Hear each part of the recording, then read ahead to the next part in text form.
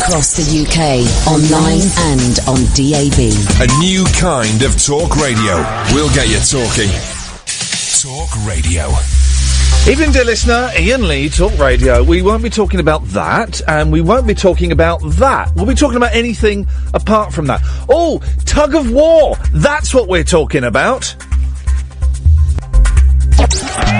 Late night, Iain Lee on Talk Radio. We have ways of making you talk.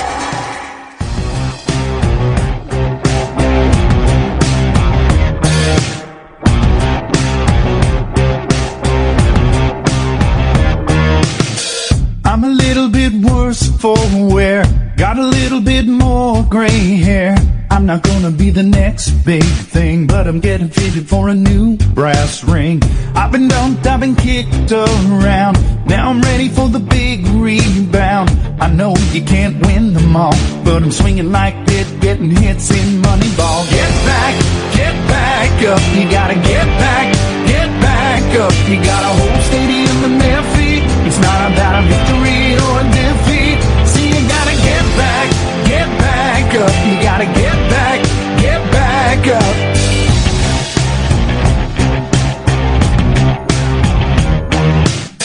Not everything is sink or swim. You can't fly if the air's too thin. Best part of the ride is the free fall. Better keep your arms and legs in the vehicle. Standing 8 and I'm on the ropes. Knees giving but I won't lose hope. Not the second coming of Muhammad Ali, but can I get a whoop for the boxing imagery? Get back up. You gotta get back up. You got a whole stadium on their feet. It's not about a victory or defeat. See, you gotta get back up. You gotta get back up.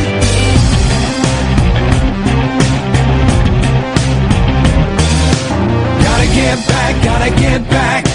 Gotta get back, gotta get back. Gotta get back, gotta get back. Gotta get back, gotta get back. Gotta get back, gotta get back. Gotta get back, gotta get back. Get back up. You gotta get back up. You got a whole stadium on their feet. It's not about a victory or a defeat. See, you gotta get back up. You gotta get back up. When everybody's up on their feet, it's not about a victory or a defeat. See, you gotta get back up. You gotta get back up.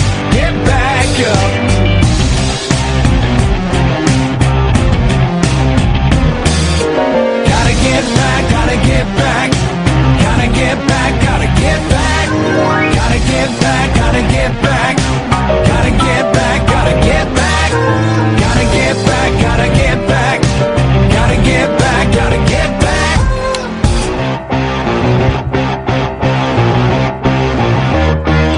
Yes, Anna, what do you want? Oh, hang on, there's a bit more, hang on.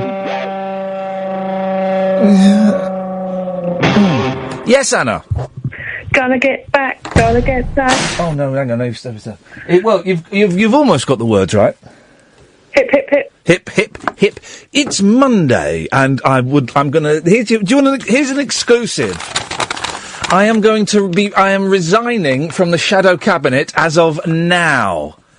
Up yours, Delors. Resigning from what?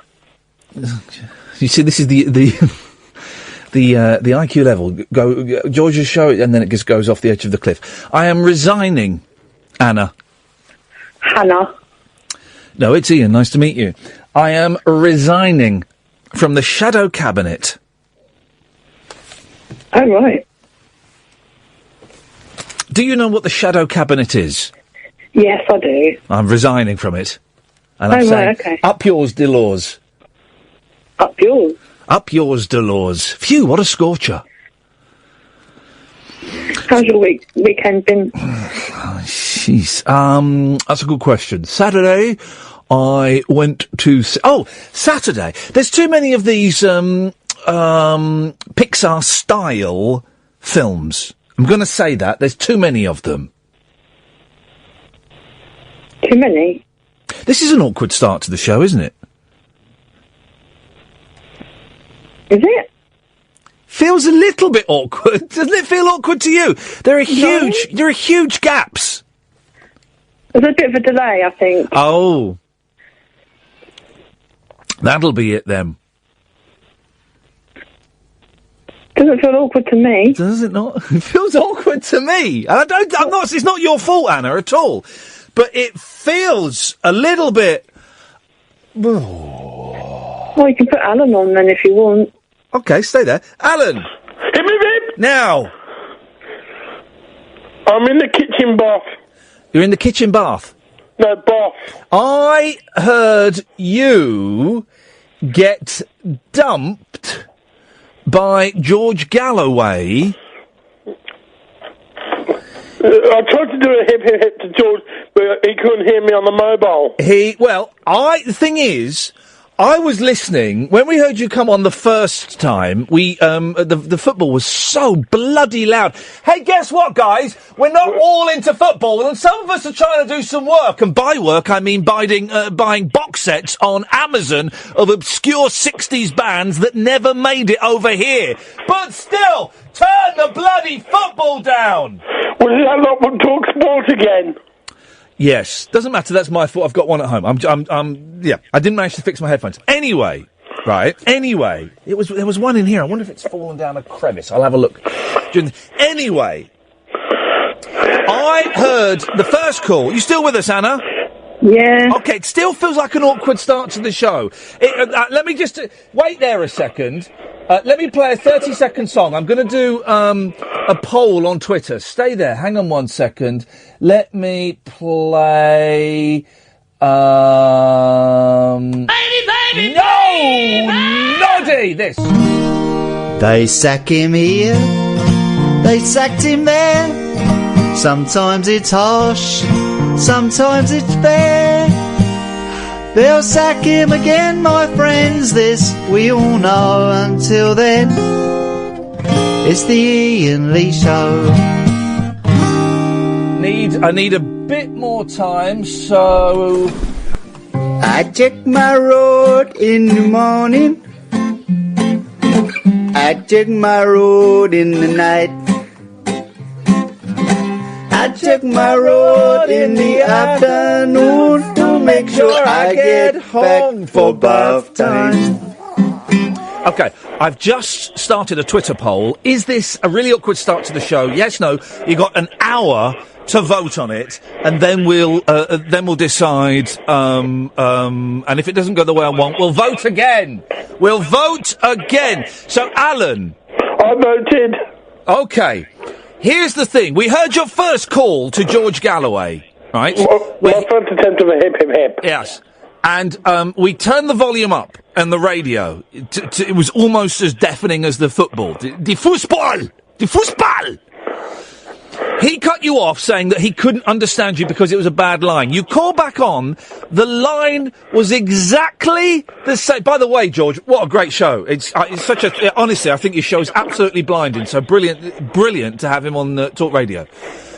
The second time you called back, the line was exactly the same. He still couldn't understand you, blaming it on a bad line. It wasn't a bad line, Alan, it was a bad mouth. Well, at least I didn't swear. It was your wonky, strangely shaped mouth. I didn't swear. No, you didn't. Well, even if you had have sworn, he wouldn't have understood you, Alan. And it's got me thinking. I have obviously lowered my standards in terms of vocal delivery, and I have allowed my ears to become accustomed to your drone. You're bumming? No, wambling. You're wambling? Yeah. Okay. I'm not going to ask you to tell me what your ranking position is in terms of my favourite callers, because that could be awkward. 5,555. Where do you rank? 5,555. Okay, thank goodness he's not picking up that baton and running with it. I can tell you who's number one. Yeah, go. Me. Lady Caddick. Well, at least I came first today. Yes, you did. Did you pre-book it? No, I called at 10 too, though. I called at 10 to and spoke to Ed, and he said he'd call me back at 10, but he never. I had to call, and then Kath answered, and she called me back. Well, in fairness to the excellent team we have here, which is aided and abetted by Emma this evening. Welcome, Emma. Welcome. Welcome, Emma. Welcome. I'm going to, who was it? I once heard someone say, they didn't say welcome, they said welcome. And I'm going to, who was it used to speak like that? Welcome. Well, I'm going to start saying welcome. I'm going to say, was it no, it wasn't Partridge. There was, no, there was someone. Was it Victor Khayyam? Victor Khayyam? You know, the Wellington guy. I am Victor Khayyam. No. Anyway, the end of one show and the beginning of another show, because we only have one studio here, it's kind of not really the best time to call because there's kind of like actually lots of stuff going on. Alan? Yes, Lady Cadonk. Do you think my call was awkward at the beginning? No. I got an update on Twitter, because I'm looking at the poll as we speak. There's been 83 votes. 75% say yes, 25% say no. So three quarters. This is more. This is clearer than the EU referendum. Here's how I know why the Bremainers lost. I've worked it out, and it's obvious. It's obvious why they lost. Go on. Because we were calling it Brexit. We were calling it the Brexit. Don't forget to vote on the Brexit. We were calling it by the name of the people that won. We were calling it by the name of the bad guys. That's a very good point, Ian, we were referring to it by the bad guys' name, so of course they were going to win. Yeah, that's a good point. Here, slimy, oily arsewipe Kelvin Mackenzie has come out and said that he regrets voting leave. Have you heard this? Oh, no. He's come out and he said he was on earlier, and any other outlet that will take his poisonous bile, saying, "I'm really sorry. I regret voting Brexit. It was a big mistake." Why is that? Because he's worked out he's going to lose shed loads of cash, the slimy little bottom. I'll teach him. He won't. Oh, she's not. I'm doing my best, guys, to turn this around. Go on, off you go. Alan? Yes, Lady Cadonk. You're not on the toilet, are you? No, I'm in the kitchen. Oh, it really does sound like you're in the bathroom. No, I'm in the kitchen. Do you want me to put it on loudspeaker? Would that be better? Sorry? Well, I'm on loudspeaker. Is that better? I just managed to wrench the opening of this show from the jaws of awkwardness. I could see it going down the throat of awkwardness, and I shoved my arm up to shoulder level down its awkwardness's throat, and I grabbed the beginning of the show, and I pulled it out, and then awkwardness's tongue, via the mouth of Alan Caddick, grabbed it and pulled it back down the throat, and it's an awkward start to the show. I've got a breaking news. What's that? Roy Hodgson has resigned as England manager. So have I. Is it because of the performance against Iceland? Oh, yeah, he has. He has resigned. Hang on a minute. Let's, Breaking news. Well, God, for crying out loud. But we're not that show, guys. Don't you know that by now? We're not. We're not Talk Sport. We're not that show. We don't give. I couldn't give us, honestly. I lied a little bit about the EU referendum. I was on the side of remaining. I'm not that bothered, but I was a little bit gutted. But I'm not lying about football. I literally couldn't give a toss. I could be the next England manager. The only pleasure I have got from the Euro football tournament is reading Danny Baker's foul-mouthed, I'm guessing slightly drunken tweets. What's his take on tonight's match? Hodgson, quite right. You were no good, mate. No good. Gave you a job and you effed that right up. Why wouldn't you go? Hashtag next. That's one of the tamer ones. Here's one. From Danny Baker. Peter Crouch talking about the pressure making them be useless. They're paid 150 grand a week, you lanky ponce. Now, I'm aware of Peter Crouch. If it's tweets like that make me think, oh, I kind of wish I liked football, but I don't care. I literally couldn't care less. So what hang on a minute, Alan, don't go. Triss? Hello, hip hip hip. Yeah, hip hip. Does it feel like an awkward start to you? Oh no, hang on a minute, now I've lost Triss, hang on. Triss, come back! Oh, Triss? Hello. Yeah, does it feel like an awkward start to you? Well, it did feel awkward, and then you turned it round by doing Brexit and Alan doing football. Oh. So I thought that rescued it. But, oh God, so you want... Has my phone call's gone downhill, Ian? I've got the latest results on the polls. Go on. Awkward, yes, 71. No, 29%. No, 69%, yes, 31%, no. Okay. I know how to turn this around. We're going to go to the ads and we're going to start the show again, okay? Okay. Is that okay? Yeah. Yeah, that's Beautiful, good. let's do it. Odds are we gonna be alright? Odds are we gonna be alright tonight? The odds are that we will probably be alright. Odds are we gonna be alright? Odds are we gonna be alright for another night?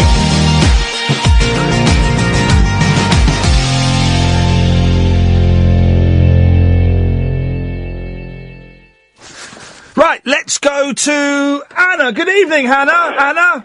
Evening, Ian. Hip, hip, hip. Hip, hip, hip. What you got for us? How's your weekend been? Yeah, it's been all right, actually. Oh, stop with the heavy breathing. Alan. Oh, hip, hip, hip. Oh, Jesus Christ. What a bloody bike. You sound like Darth Vader. Who does? You sound like Darth Vader knocking one out. That's a new one for me. Yeah, well. I want to talk about Jackie Chan. Oh, yeah, go on then. Let's have it. Go on. I found a Jackie Chan video on Facebook of him imitating Street Fighter 2. Oh, right, yeah. Well, that sounds good. It was very interesting, and he was playing all the characters. He was E. Honda, Guile, Chun-Li, and he was doing all the moves from the computer game and everything. Jackie Chan, of course, as we know, is the greatest living person. Yeah, I don't know what year that video came out, but it looked really good. Right, okay. Yeah, it's definitely worth a look on YouTube. Still feels like an awkward start. Ian, have you had your haircut? Looks good. I've not had my hair cut. I'm just avoiding using product for a few days because I've got quite bad dandruff and I think it might be down to product. So I'm not using product. I'm going for a nice strong side parting. Ian? Hang on a second. I've got to do another... Was the second start of the show more awkward than the first? Let me just do a Twitter poll. Hang on. Oh, this is awful. Tell me about it. I know. There we go. Right. Right. Oh, right. I'm smoking.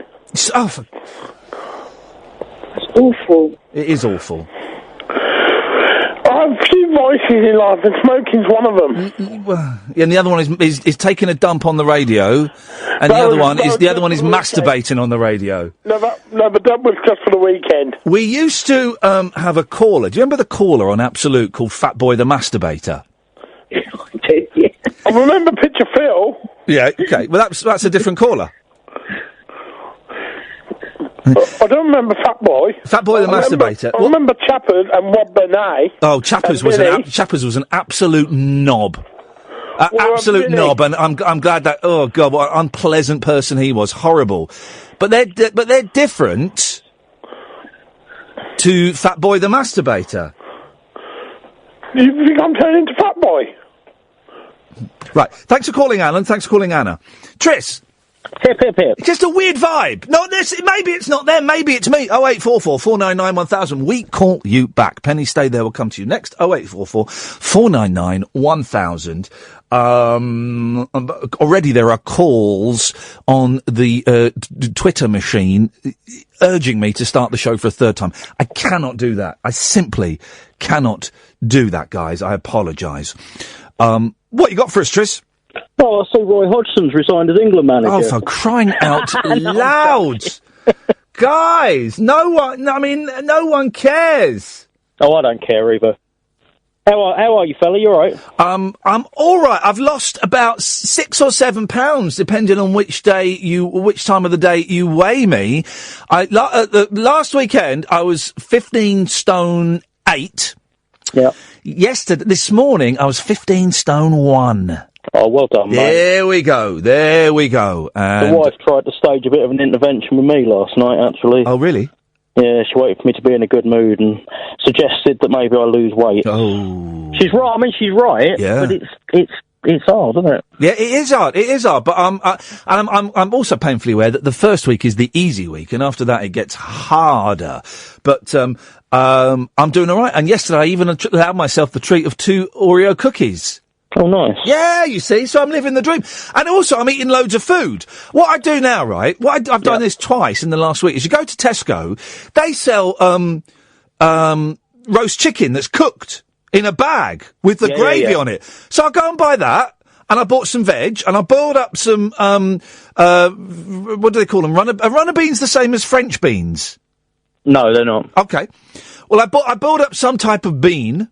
Yep. And some broccoli, because you can eat as much. Broccoli's basically air. I reckon you can eat as much broccoli as you want, and it doesn't add. In fact, you lose weight. The amount of calories. In fact, there is a food. I found a food where the amount of calories you burn eating it is more than the amount of calories you get eating it. Do you know what that food is? Cucumber. Pistachio nuts. Oh, really? Pistachio nuts. The amount of work, right? Pistachio nuts are so much work for a tiny, tiny bit of pleasure. But that pleasure, it's like they're the crack cocaine of food, right? Because you have one tiny little rock. You go, whoa! Oh, that was nice. I could do another one. But then you've got to phone up your dealer, right? And then you've got to go and meet your dealer, and you go, I just want one rock. That's all I want, right? You buy that, you go back home, whoa! Oh, I could murder another one of them. And ad infinitum. It's the same with pistachios. It's like ages to open them, and there's always like 6 in the bag you can't open unless you put them in your mouth and you start cracking on the shells, and that's going to chip your tooth. But you open it. It takes ages to open it. It's a tiny little nut. Whoa, that was good. Oh, yeah, fancy another one. And you just sit there eating them. So, but the thing, 0844 499 1000, I go and buy this roast chicken that's already cooked, right? And for lunch, I'll have half the chicken and some vegetables. Mm-hmm. For my dinner, I'll have the other half the chicken and some vegetables. And I've been doing that. And weight's literally been falling off my fingertips. You see, my problem is I get into a cycle, because I don't like the way I am.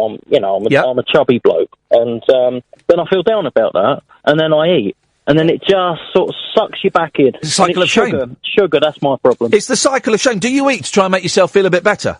Yeah, yourself up. It's the cycle of shame. In the car. We talked about it last week. It's the same for drug addicts and alcoholics and sex addicts and food addicts. You feel bad about the way you look, feel. So you do something that makes you feel better for just like a few minutes.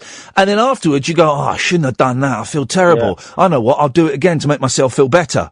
That's right. And I never thought of food as an addiction. I just thought, because it's, one of the core things you need to live. Yeah. It doesn't feel like you're doing anything wrong, does it? And then, but before you know it, you're just getting sucked back into the same thing over and over. Here's the thing, right? And, there are skeptics around this. Skeptics, let me tell you, you're wrong. If something changes the way you feel, if it releases endorphins in your head, then you can become addicted to it, right? Yeah.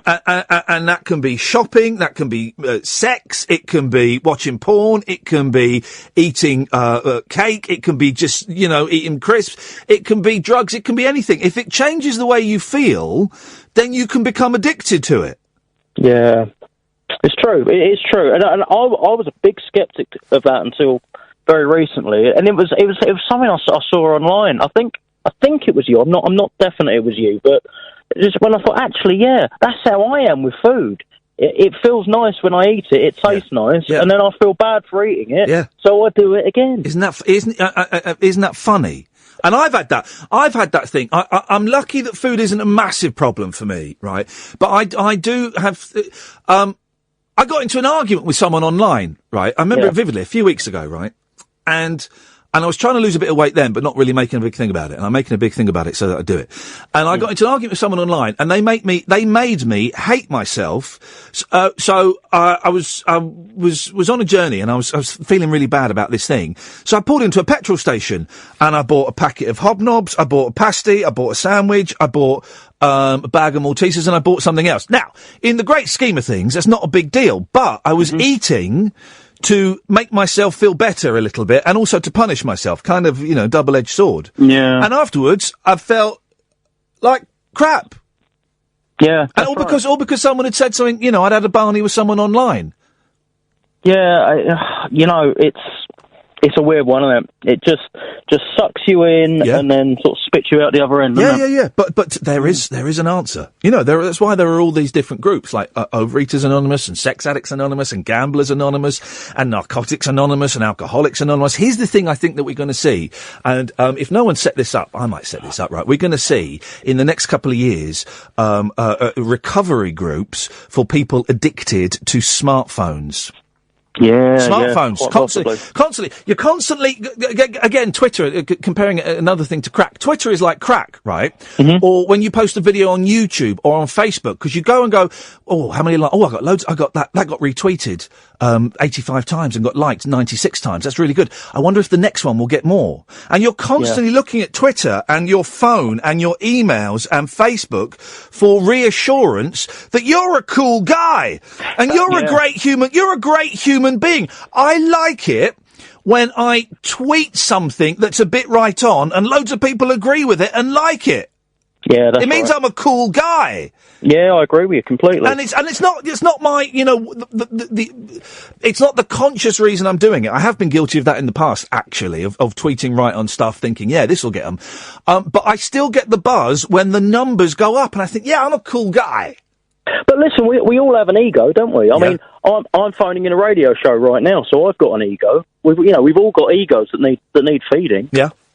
And I suppose my ego is fed to a certain extent by doing this, and by knowing that I've got shed loads of podcasts, by knowing that this show gets more phone calls than any other show on here, right? And they're all quality, like the opening ones tonight. Anna's already feeling bad. Don't feel bad, Anna. It's my bad. And so my ego is like, I got more calls than anyone else on the station. And I can allow myself to wallow in that, but I try not to, because the whole station has to be a success for my success to mean anything and to be, to be a success in the long term. If the rest of the station fails, then, all right, great. And the station closes down. Oh, brilliant. Well, I was the most successful thing on a failing station that didn't last 6 months, so. And also, it's a slippery slope, isn't it? Because, I mean, what if Galloway starts getting more phone calls or something? Then, you've sort of set your benchmark, haven't you? And Galloway never. Well, that could be viewed as a little bit of healthy competition. It's all, it's all a tough one, isn't it? Anyway, what did you call in for, Triss? Well, I wanted to thank you, really, because of your Frank Sidebottom special. Oh, yes. The other night, I spent the weekend almost solidly listening to Sidebottom, and he's joyous, isn't he? Absolutely joyous. To the point today where I had him in the car for about 2.5 hours. Yeah. And the wife turned it off and said, if I listen to one more minute of it, she's going to divorce me. Beautiful. So I knew I was sucked in, mate. Beautiful. Give me your two Sidebottom highlights that you discovered. Anarchy and Timpani. Yep. And Frank Gordon.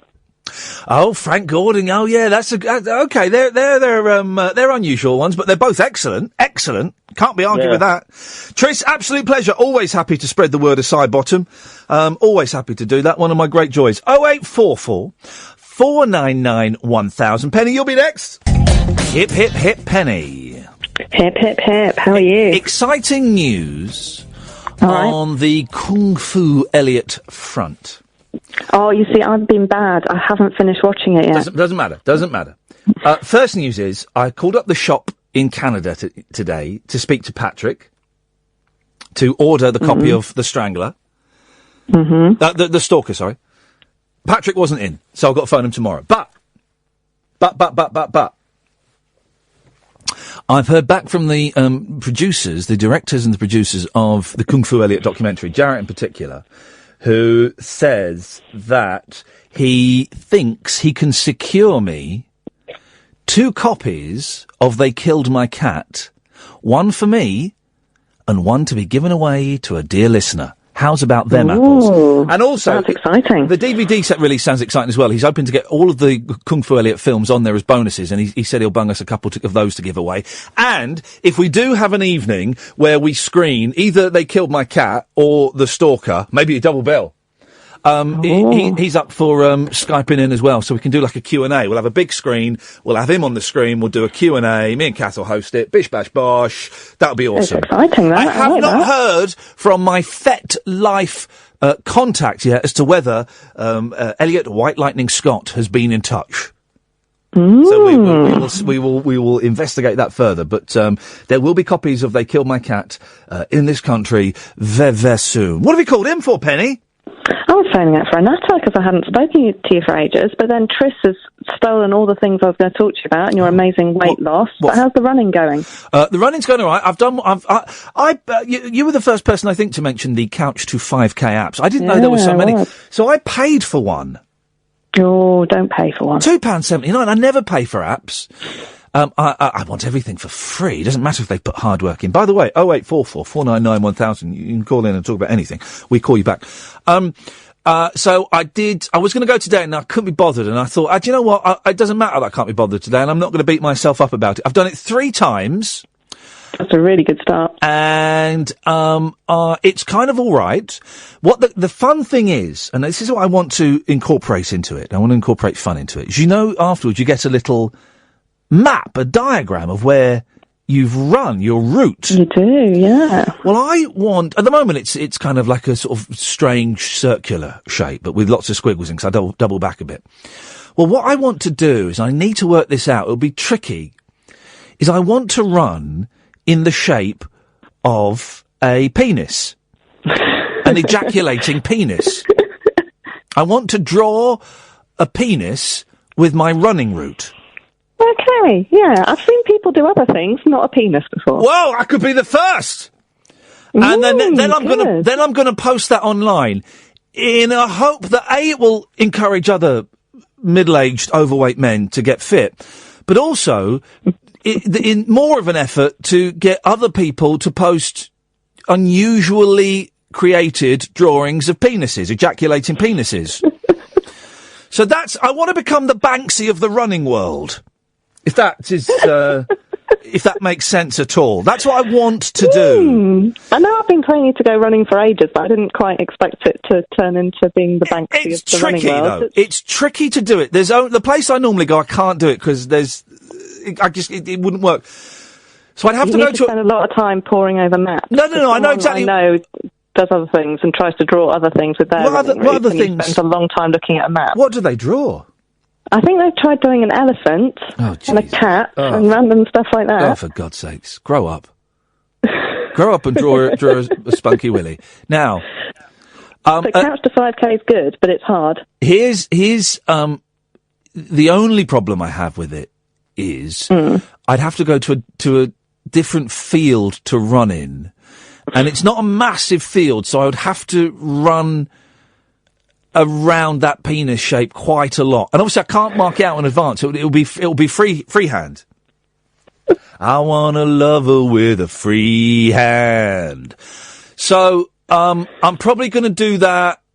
I'm probably going to do that Wednesday morning. That's the plan. Wednesday morning. So if it goes well, I'll tweet that and I'll email that and to everyone who's interested. That should were you listening to Howard talking bullshine last night then, or not? I did hear some of Howard, and some of what he said very upset me.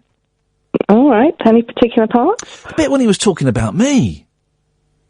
I'm trying to remember that bit now. Oh, yes, the Talon, yes. Very upsetting. Yeah. When Howard was on the show a couple of weeks ago, right, I was a big fan of the show, right? He was talking to me via Skype in a towel-in dressing gown and nothing else. That's very, very unpleasant. I take it you didn't know that at the time, then? No, I didn't know that at the time. I'm glad we were Skyping. I'm glad we didn't use the video feature. And he was. Did you miss the bit last night when he went on to talk about touching wood? No, I heard that actually, and I thought I must remember to clip that, and I didn't. But yeah, it was such a, and I just found the whole image. It turned me right off the bloke. I thought, you dirty old man, Howard. I thought we were disturbed listening and tweeting about it. So yeah, I then fell asleep, and I missed the woman talking about fairies. Was she talking about fairies? I bailed by that point. I bailed about 11 o'clock. So. I do like Howard's show. For those, I listened to the end of Bob Mills's show, which was good. I had Lucy Porter on. I like Lucy Porter. I think she's good. She's good. She's what? She's good, I say. Yeah, I think she's good. I like Lucy Porter. I think she's very funny. And I heard that, and then at the beginning of Had's show, and then I fell asleep, I'm going to say I fell asleep. Yeah, that's what happened. Fair enough. So I missed it if he was talking about, I think he had a woman talking about fairies or something. The first half hour of Howard's show yesterday was very scientific.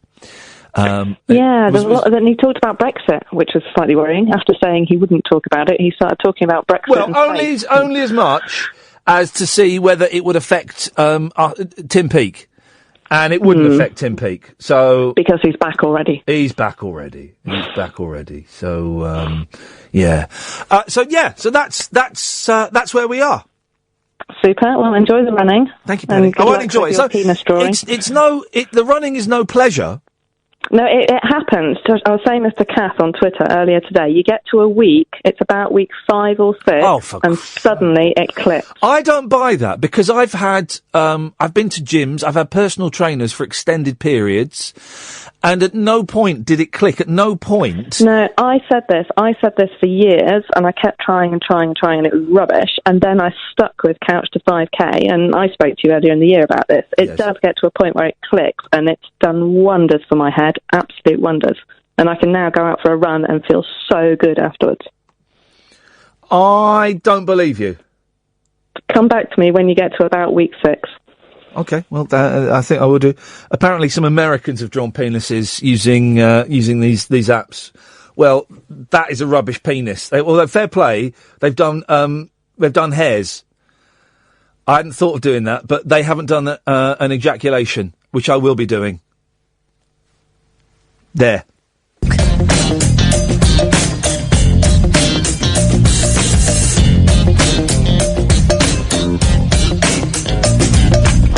Oh, 0844-499-1000 is the telephone number. If you want to give us a call, we call you back. For the first couple of hours, we call you back, and then things change slightly. If you're new to the show, welcome. Thank you very much indeed. Anything goes. We're not talking about that, and we're certainly not talking about that. Apart from that, and that, anything goes, really. You can phone in about absolutely anything you want. I said a thought in my head, and I've just lost it. I was reaching to grab it, and I dropped it. Oh, yeah, that was it. And we have got loads of new listeners, so I should just mention there is a podcast available, a best-of podcast that's about an hour and a half every day on the show. It comes out pretty much as soon as the show finishes. So if you go to iTunes, that's my favourite podcast providing service. I know there are others, Podbean and all of the other ones. We pop up on all of them. So all you've got to do is go in and type Iain Lee, IAINLEE, and talk, and it will pop up. And thank you for that. If you want to give us a call, 0844-499-1000. So the weekend, I was getting to this point. There are too many of these Pixar-style cartoons. There's too many of them. There's like one coming out every other week, and some of them are brilliant, some of them are rubbish. But do you remember, I didn't see Toy Story until about 4 years ago. Sorry, guys. But I remember the fuss and furore that surrounded it when it came out, and everyone's mind was blown. And rightfully so, because it was brilliant. And it was kind of the first of that kind. But now they seem to come out every 5 minutes. And the standard, I mean, for example, the Rio films are pony. They're pony, really, about the bird. They haven't got the subtlety and the wit of some of them. I saw a brilliant one at the weekend, Secret Life of Pets. They're funny. And I tell you what is funny, is because it had gags in it. It had your actual jokes in it. And there were hardly any mum and dad gags in it. There were a couple.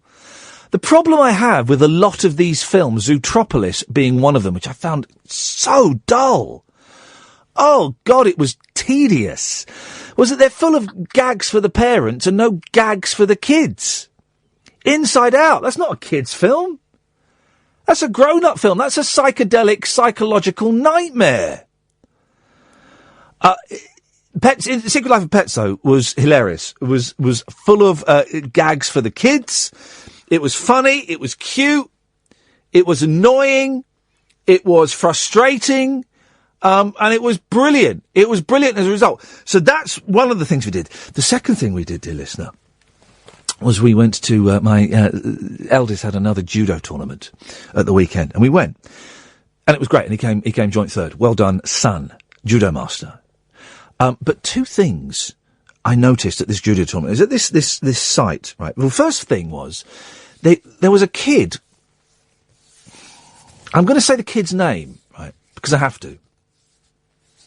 Georgie Shaw. Now, and this kid would have been 6. When did Geordie Shaw start?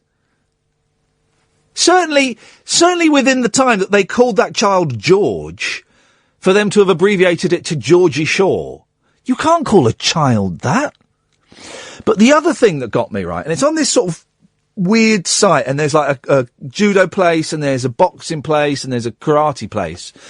And as we drove out, hidden in the bushes, 0844 499 1000, hidden in the bushes, was this battered, weather-beaten old hut.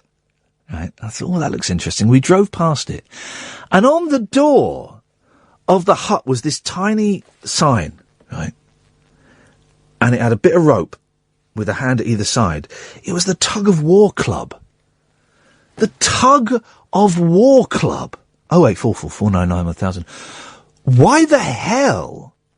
A tug of war club. I don't understand. Like, tug of war's fun for like the 2 minutes it takes to do a tug of war, and then you go, oh, that was fun. Let's go and see what's over there. There is no, and you correct me if I'm wrong, there is no sustainable interest in tug of war. And yet, there is a tug of war club. How the hell does that work? Why would anybody go, flipping it, you know what? I love tug of war so much. I wonder if there's a tug of war club nearby. I'm going to Google it. Flipping it, there is. You know where they do the judo and the boxing? There's a tug of war. I've never seen it there. It must be hidden away. 0844 499 1000 is the phone number. If anybody can tell me why the hell there will be such a thing as a tug... Oh, let's give it its correct title. Tug o' war. Gatford's on the line. Good evening, Gatford. I was always picked first for tug of war in my school. Big lad, for those of you who don't know. Would you... Now, where is the best position for a big lad to go in tug of war? The rear? Right at the back. Yeah. Because, and it's about position. Because you've got to get your feet dug right in, with your knees slightly bent, so that you can lean back and use your weight. Yeah. I can understand why they'd have classes. I wish they were available. I wish that sort of funding was available when I was younger. But I mean, maybe I could have taken up the sport professionally. Is it an Olympic sport? No. Well, but to be fair, golf was an Olympic sport last time. So, come on. And Rory McIlroy has pulled out of the golf in the Olympics. I believe so. Because he's scared of getting a little bit of Zika. He's scared of getting a little bit of Zika, is he? You big baby, wasn't one of the Olympic heroes, I'm using the air quotes, of course, yes. Had their sperm frozen as he had the Zika, I believe. One of the long jumpers, the ginger one. But because he's so scared? Yeah. Robert Redford. Greg Rutherford. Yeah. Yeah, Greg Rutherford. The one out of... MasterChef. Yeah. That's it. He's frozen his sperm. Yeah. Can you freeze your sperm at home? You know, I'm just imagining those little ice cube racks. Oh, I assume if you turn your freezer up high enough, you can. And you got a guest over, and they come in with the ice. God, this is unusual. This is unusual ice, Milky. You don't want that. Yeah. I'm assuming you can, because you can impregnate a woman yourself with a turkey baster. Is that how you do it? How long? Okay, we're going to have, and this is adult conversation, guys, the home of adult conversation. Blue triangle. How long does seed thrive outside of the testes, outside of the testes? So, for example, on a petri dish. Now, I only did combined sciences at school, so I've only got a third of the biology knowledge I should have had. Right.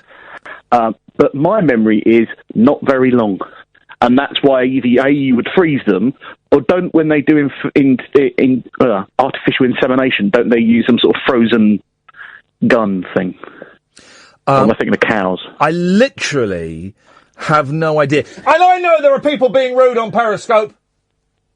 Stop it. It's at least one person got my blue triangle line. Sorry? You know?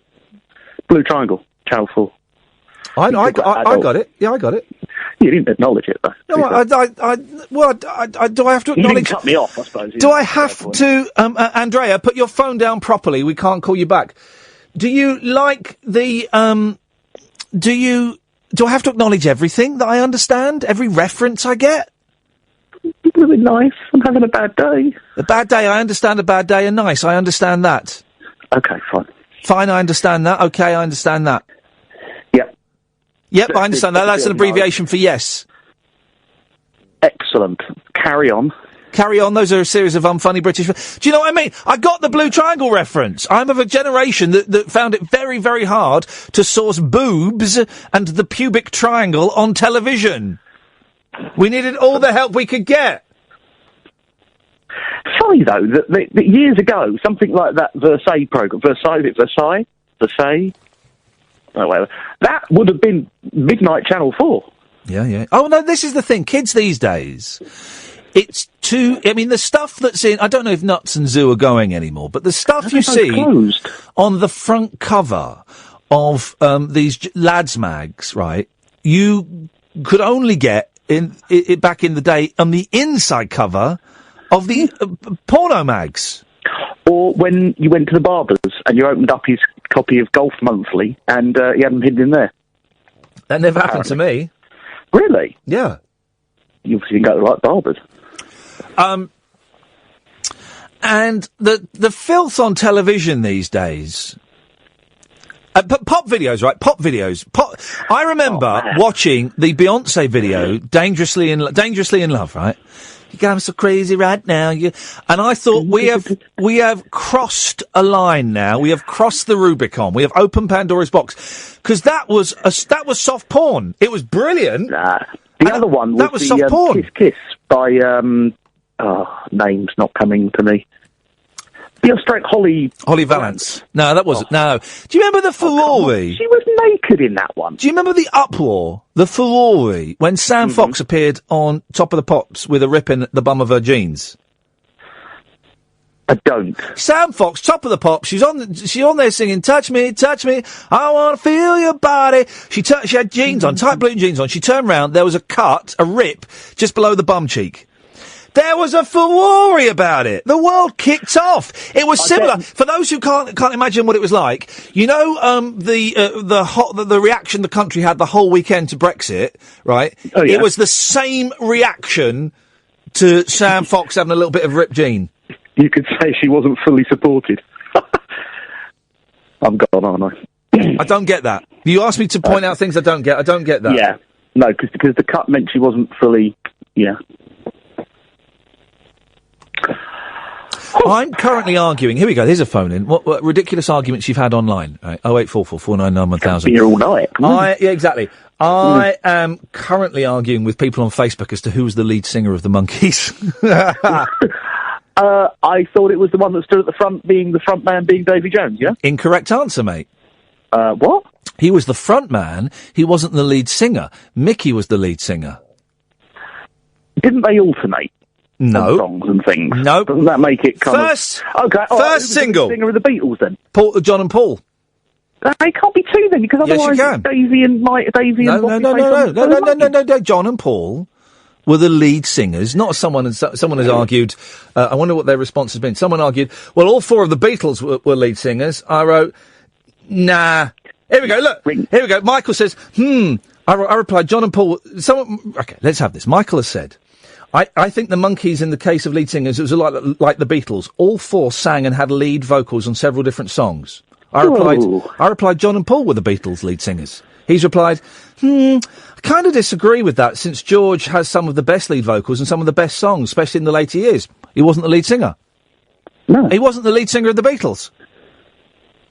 I've often thought, and you're going to cut me off for this one, the Noel Gallagher Oasis songs are better than the lead.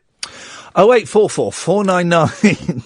He's right, actually. Noel Gallagher does a much better job. Anyway, that's by the by. So this is what I shall be spending my news break doing, is arguing with people. I'm a 43-year-old man arguing with people as to who the lead singer of the Monkees was. I am going to reply, George wasn't the lead singer, to that guy, just to wind him up. You can take part in this and in any other debate, conversation. 0844 499 1000. I'm Iain Lee. This is Talk Radio. Talk Radio. I've just argued with someone who's gone, does Kiss have a lead singer? I replied, yeah, Paul Stanley. So, you can tell me about the ridiculous arguments you've had online. I bet there have been a few this weekend, huh? 0844 499 1000 is the phone number. We call you back. I'm Iain Lee. This is Talk Radio. Late night, Iain Lee on Talk Radio. We have ways of making you talk.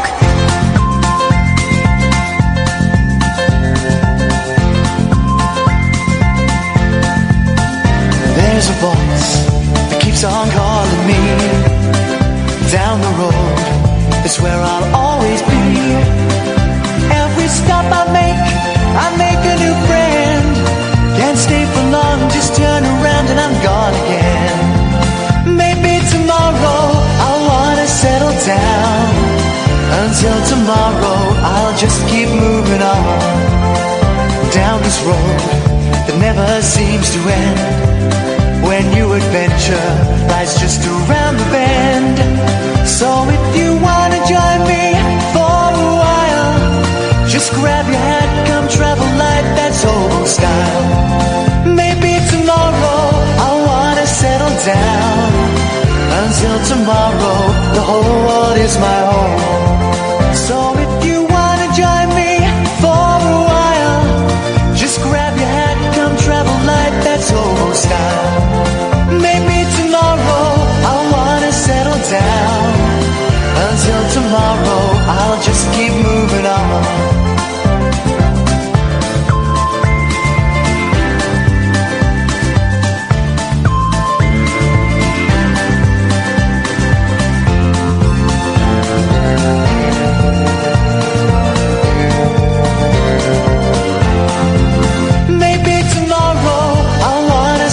Down. Until tomorrow I'll just keep moving on. There's a world that's waiting to unfold, a brand new tale no one has ever told. We've journeyed far but you know it won't be long. We're almost there and we paid our fare with a hobo song. Maybe tomorrow I'll wanna settle down.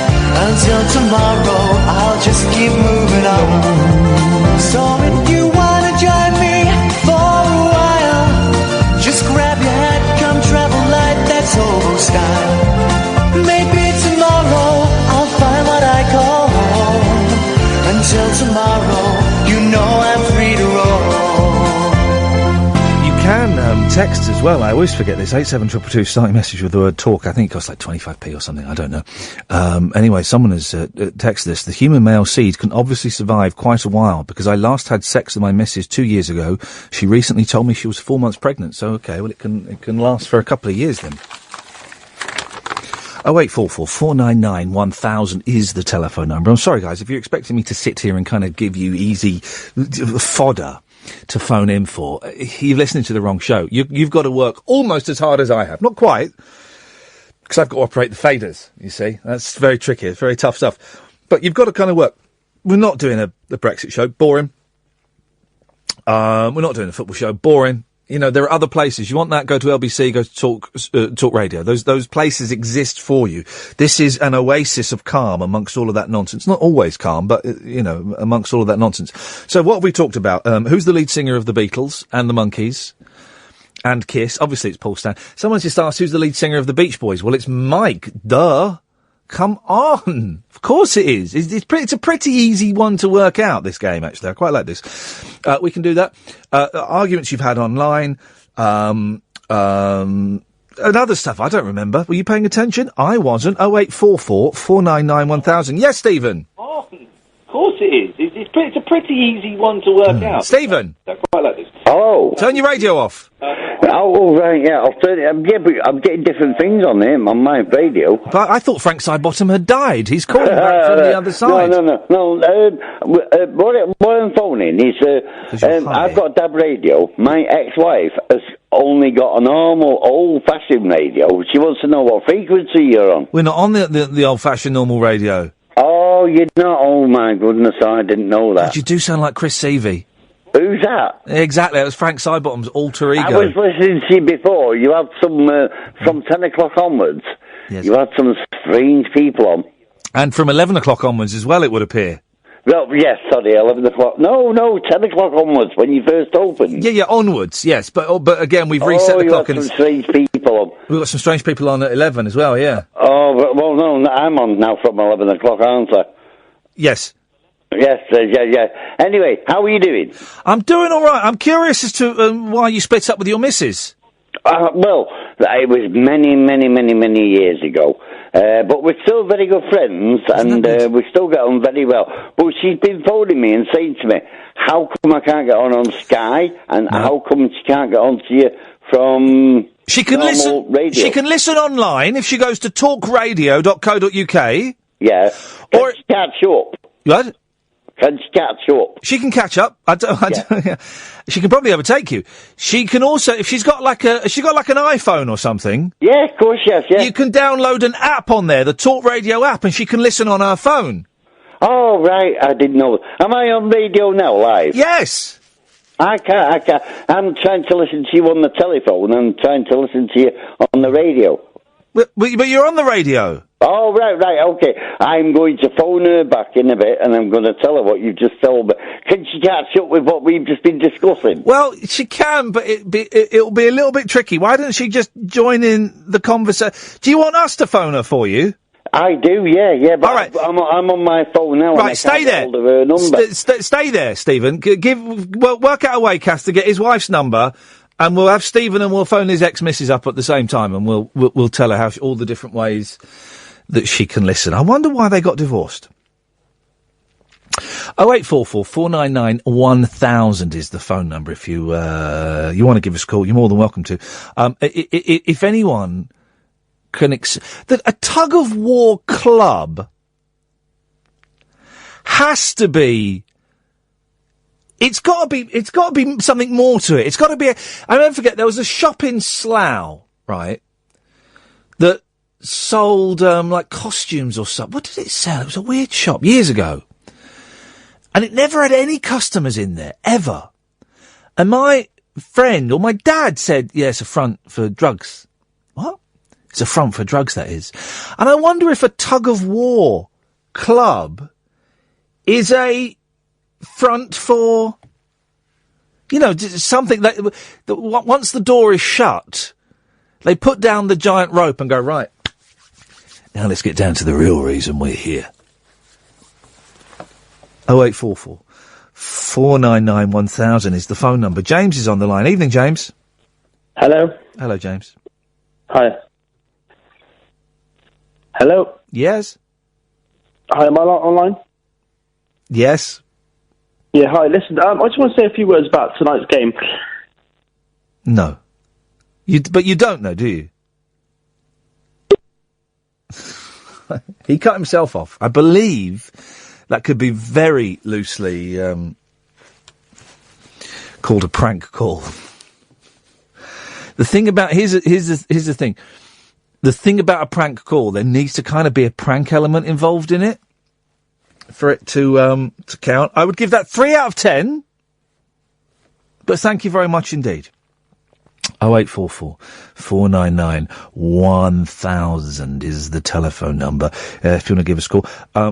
If you missed the beginning of the show, we are yay close to getting some of the Kung Fu Elliot movies on DVD. I'm hoping to secure a copy of The Stalker. I need to find my contact in Canada tomorrow. And hopefully we're going to get 2 copies of They Killed My Cat. One for me and one to give away to you guys. It could be the greatest competition ever on radio. I'll let you know how that goes. Stephen's back. Yes, Stephen. Oh, he's got his bloody radio on. Stephen! Hello! Turn the radio off! Oh, right. I can't hear you on the radio, can I? No. You're talking different on the radio than you are to me. Turn the radio on now and you'll hear you talking. There's a delay. I'm turning it on now. Just hang on 1 second. It just says, blah, blah, blah, connecting. Oh, right. I can't hear you. Ah, yeah, I can hear you now. You're talking different on the radio. Is there a delay? Turn it on now. Just hang on 1 second. Hello, Ian. Is there a delay? Ah, yeah, I can hear you now. Yeah, there's a delay. Can you tell? Right, yeah, there's a massive delay. There's a massive delay, isn't it? Anyway, so, that damn call you had earlier on today, it was unbelievable. And tell me about it. The one we had just after 11 was insane. Oh, unbelievable. Did you give... How would you put up with them? Turn your radio off now. Right, I'll turn it off now. You sound so much like Chris. Right. Did you give your phone number to my producer, Catherine? I did, yeah. Right, Catherine, can you type the phone number on my screen, please? You haven't got it? I have been trying to phone my ex-wife up, who's only got analogue she's unavailable. Yeah. She's asleep. Asleep, yeah, I'm afraid. Oh, for crying out loud. Does she exist? Have you ever actually known a woman? Yeah. She's pregnant. She's due a baby in the next 2 weeks. Not yours? Not mine, no. Blimey.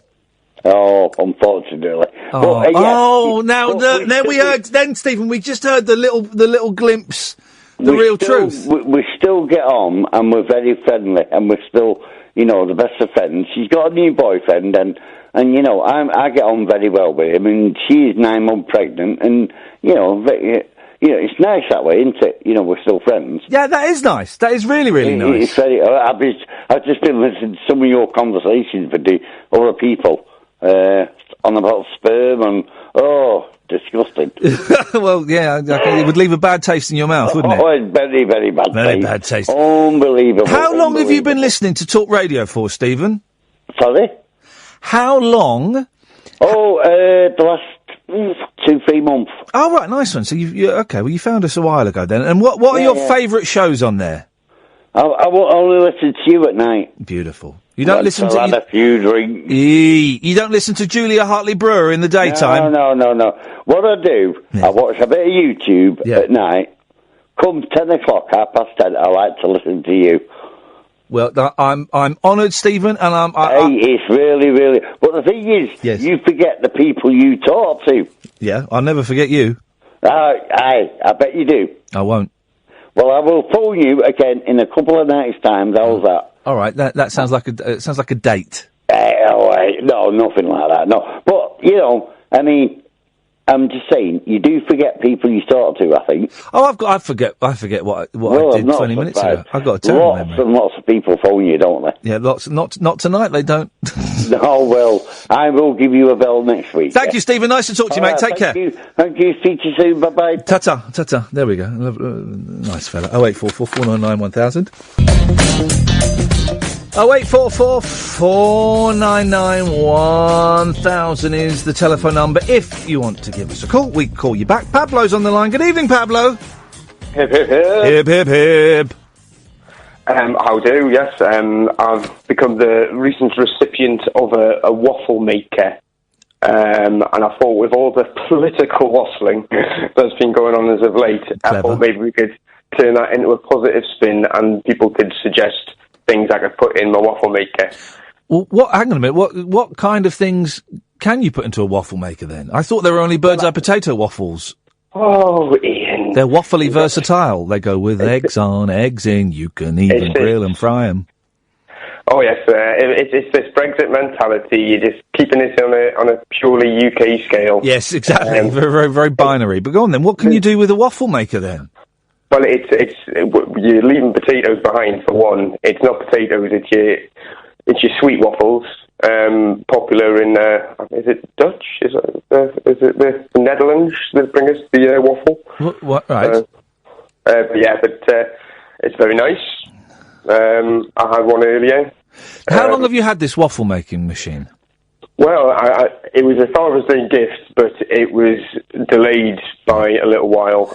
So it actually came on Brexit Friday. So wow, it just seemed apt. So very apt. So it sounds like a more complicated, less versatile Breville sandwich maker. And you know how often they get used. You'll be cleaning out the cupboard, and right at the back you go, oh, flipping it! I forgot we got a Breville. I forgot we had a Breville, right? Well, and then for the next week, you're having toasted cheese and beans, you're having ham and onion, you're having everything, right? And then after a week, when you're tired of cleaning it, you put it at the back of the cupboard where it gets lost for another 6 months. Well, this is the dichotomy I find myself in, because if I probably misused the word, but if I stick with just the plain waffles and then add my flavourings afterwards, then cleaning's not really much of an issue. It's quite easy. It's just just a couple of steps up from pancake batter, basically. But why don't you just? I don't understand what. And then you eat them. Obviously, I get that. Yeah, a bit of scraped cream, some strawberries or something, but I'm thinking about incorporating things into the mixture whilst it cooks. Yeah. Thoughts go to blueberries, raisins. Cinnamon might be nice. Cinnamon, yes. Cinnamon with you. Cinnamon. The thing is, I'm on a diet. I said diet. I'm off carbs. And I've cut sugar. I'm trying to avoid sugar, but I'm not being like fascist about sugar. But I'm trying to avoid it. I'm looking. Well, there's only 20 grams of sugar per mixture batch, which I believe makes about 4 or 5 waffles. So 5 grams of sugar a waffle. That's quite a lot, isn't it? Is that a lot?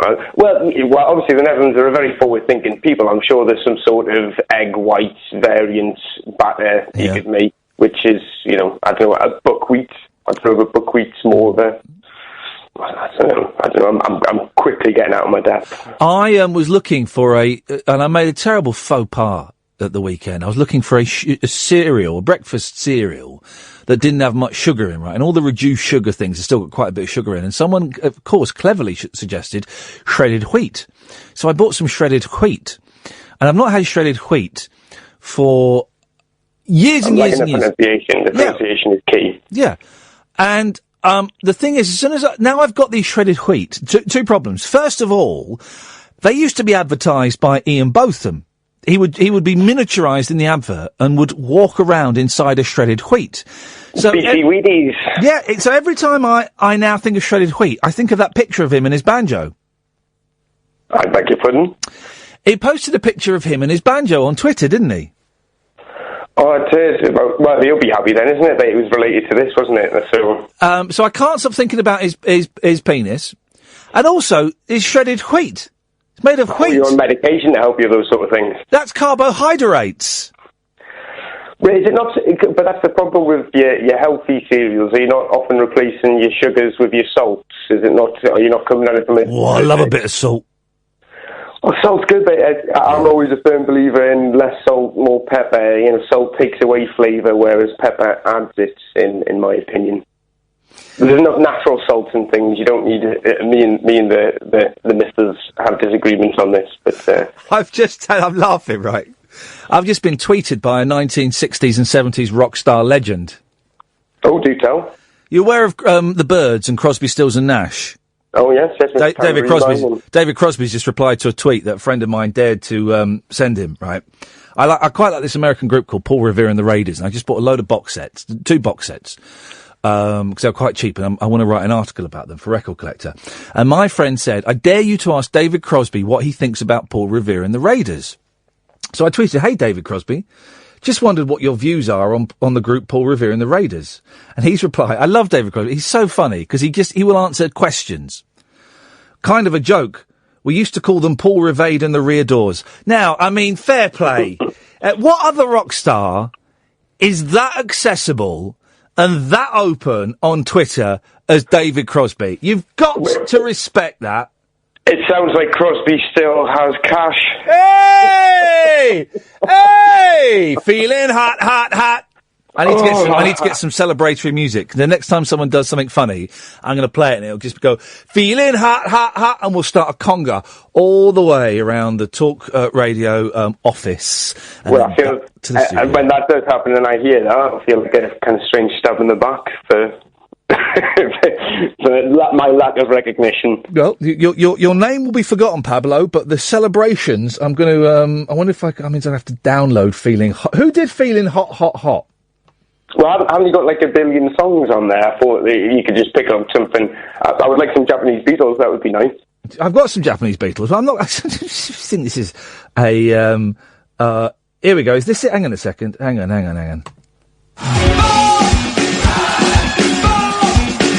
No. I was feeling like I was having a bop.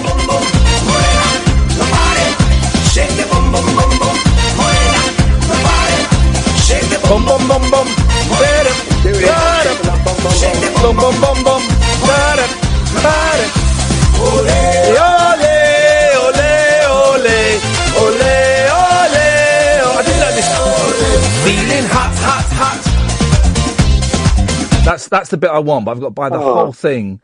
You see, I was all depressed about the state of our nation before I called, and now it's I'm dancing away to feeling hot, hot, hot, shaking my bum bum bum bum. I didn't know that. Shake your bum bum bum bum, ole ole ole, and feeling hot hot hot were the same song.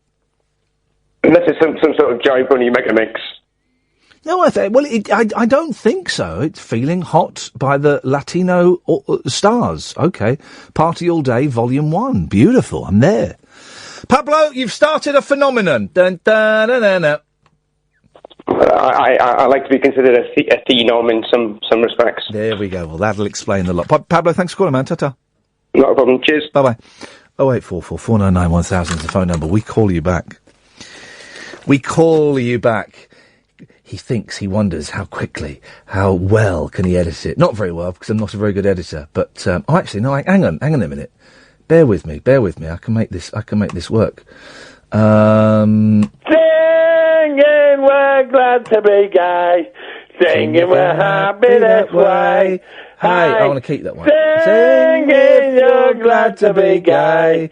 Singing, you're happy this way. Right, hang on a minute. Bear with me, because we want to get to the fun bit, which I reckon is going to be there. What you do?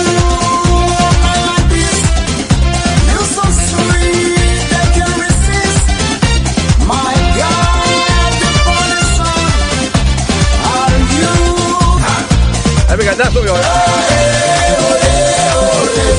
That's what we want. Hang on, and then what you do is all you got to do is you then, oh God, does anyone know how to work a computer? Has anybody got any idea on how to work a bloody computer? Because I'll be honest, I have. Feeling hot, hot, hot. Feeling hot, hot, hot. There we go, that's all we want. And that. Oh, no. We'll work it out in a minute. Don't worry, we'll work it out in a minute. 0844 499 1000 is the telephone number if you want to give us a call. You're more than welcome to, guys. Isn't it hot this evening? It's feeling hot, hot, hot. Do you see? I didn't even know I was going to make that connection between the two. I didn't even know I was going to make that connection. And yet somehow, I made that connection. 0844 499 1000. Yeah, I've done it. That's how good I am. Go! Oh, hang on a minute. I've unplugged my computer. Here we go. So if someone phones in and says something funny...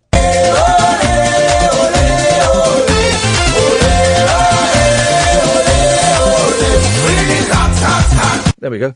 And that's all you need, guys. That's literally all you need. You don't want to over-egg the pudding. Shut up.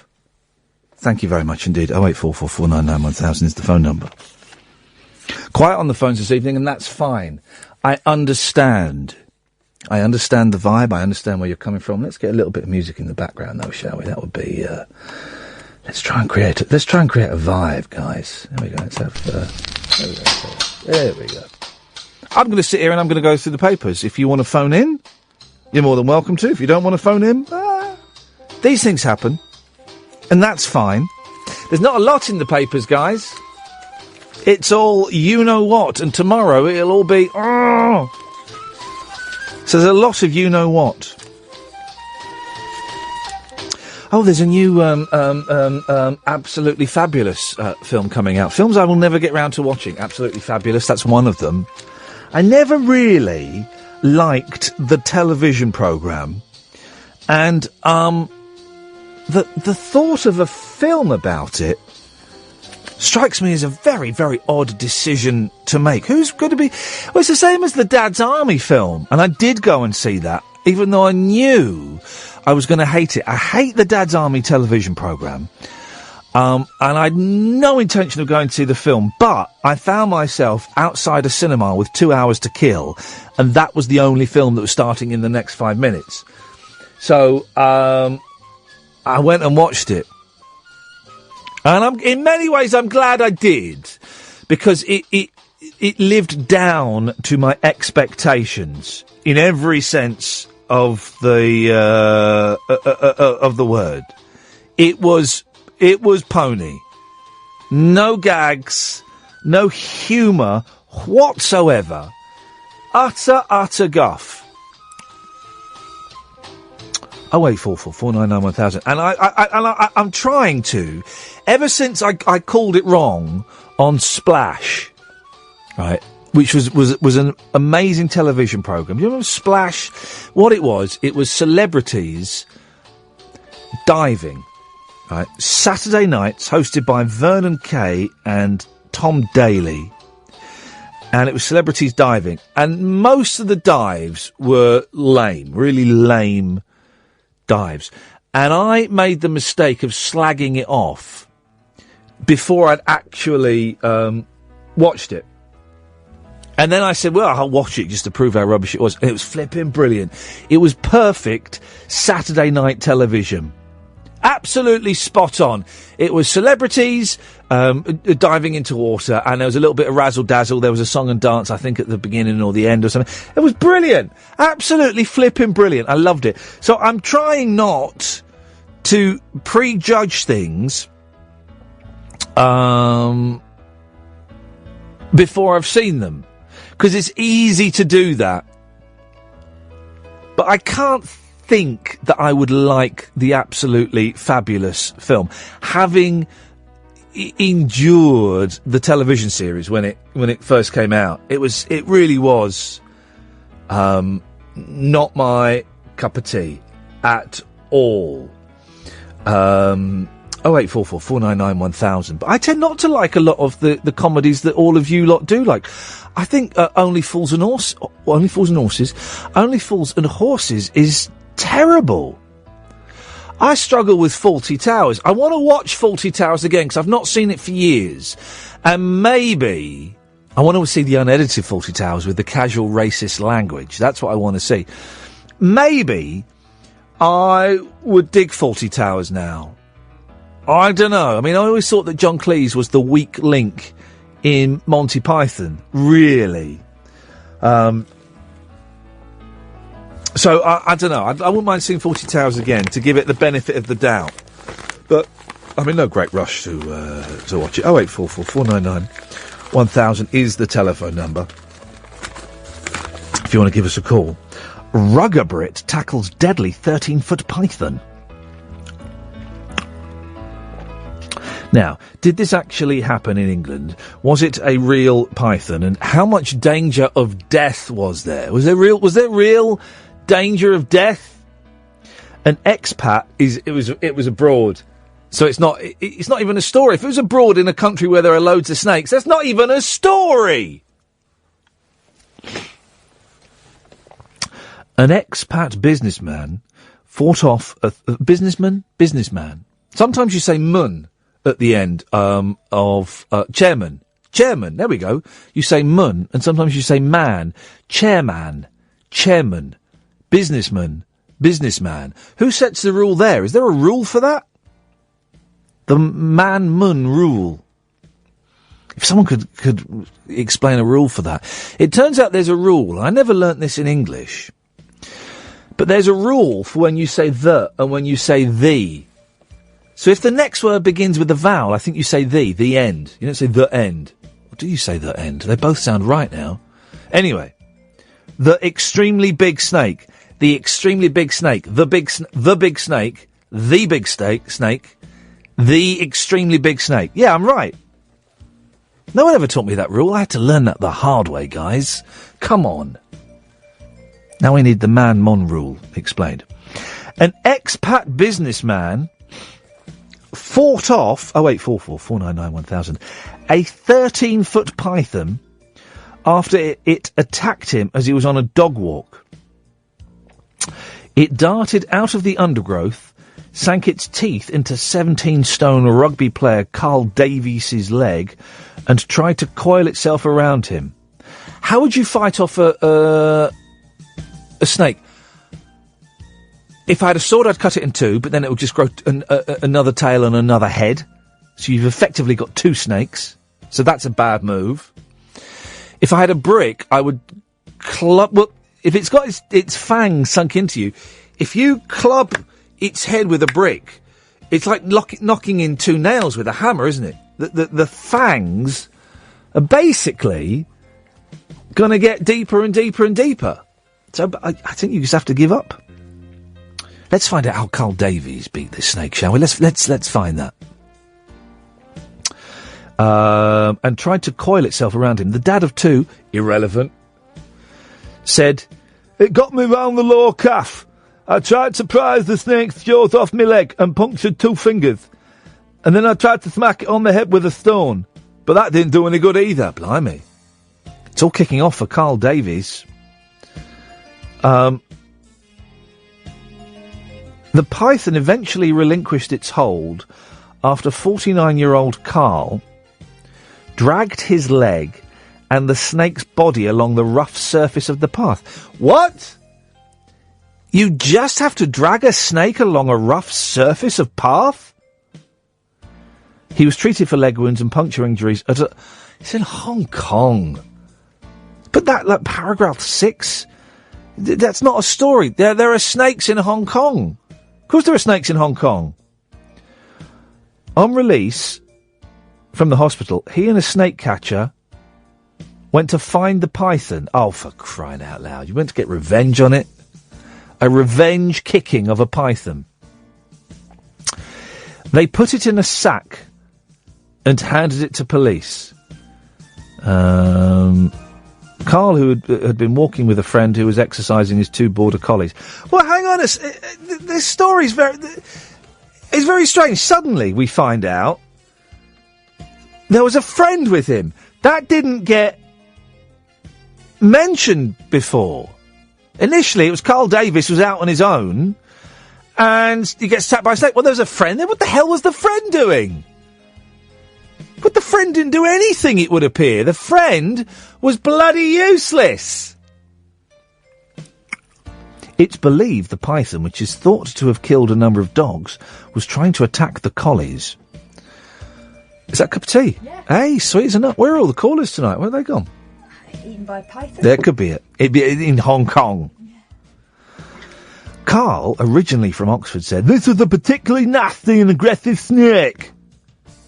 If it had been a family with young children, I'd hate to think what might have happened. It would have swallowed the child.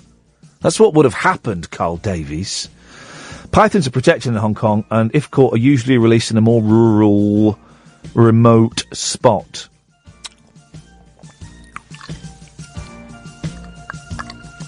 And that is... I don't understand how that's in the papers. Now it's on the radio. And he went back to... I'm suspicious. I'm very, very suspicious of this entire story. I think Mr. Carl Davies is older than 49. I don't think he was a rugby player, and I don't think this snake ever existed. Certainly not the friend who went back with him to look for the snake. That never happened. Or maybe it did, I don't know. Here's another one. Oh, this is a great headline. It's one of those stories, right, that's 4 lines long. And this, I think, is more interesting than Carl Davis's made-up story about a snake, right? And it's great because you can get the story from the headline. Judo AP. Judo AP. It's an old judo man, isn't it? Judo AP. It's an old judo man. Of course it is. Brian Jones, not from the Stones. No, he was murdered. 77, still runs martial arts classes despite using a walking frame in Peterborough. Does he only use the walking frame in Peterborough, or is the story set there? And how can he teach martial arts if he's got a walking frame? I suppose he can do that thing where they pick the frame up and they whack the bad guys round the head like Jackie Chan does, isn't it? 0844 499 1000. Now, someone has just texted me, and the thing is, I don't know if this text is true or not, right? So, he says, last year, you can play this, guys, and you can let me know, right? Last year, I introduced a false fact into Trevor Nelson's Wikipedia page. Can you spot it? Now, if that's true, you're a genius, sir or madam. But that might be bullshine. And then I might spend the whole evening going through it and not being able to spot it because it wasn't there. So, thanks. But, oh no! It's not Wimbledon Fortnight. Is it Wimbledon Fortnight? Oh, for Christ. I used to get told off at the BBC when I said Jesus or for Christ's sake. And do you know what I did when they said it to me? I went, oh, for Christ's sake. It's based on a true story. Wimbledon Fortnight. Just when you thought it couldn't get any duller, it's that right. I flipping hate Wimbledon. And the thing is, everybody in my house likes Wimbledon. So we'll be watching Wimbledon. Ay. And you know what? Will Andy Murray bring back British pride? No. He'll get knocked out in the semis. That's what will happen. That's my prediction. Who do I bet on? Where's my Betfair app? I want to bet on that. Andy Murray, 0844 499 1000, by the way, will get knocked out in the semis. And there's a new UK women's top player, Johanna Konta. And they've got pictures of her, looking buff and stuff, which is great. She won't win. She won't win. I went to Wimbledon once, and it was full of the sort of people you'd expect to be in Wimbledon. Knobs, basically. I mean, it was just... we went for the experience, and I'm glad I went for the experience. But people queue up... We got there about 6 in the morning, I think, right, which was ridiculous to queue up for bloody tennis. And there were people there I think Trevor Nelson does have an MBE. And now that someone else is saying I placed a fake fact into Stephen Mulhern's Wikipedia page a couple of years ago, I invite others to find it. It's glaringly obvious, in my opinion. So, guys, we're looking for fake facts on Stephen Mulhern and Trevor Nelson's Wikipedia page. Okay, guys? Go. But there were people at Wimbledon they camped there. They had a tent and everything, and they camped there for just on like a little field. Oh, it was ridiculous, absolutely ridiculous. Camped there. We just got up early, and we went and we got in, and it was fine. And I think we got onto court number 1 as well at one point. Fat lot of good that was. Still tennis. 0844 499 1000 is the telephone number if you want to give us a call. And now that it's on, it's Wimbledon Fortnight. What that, hang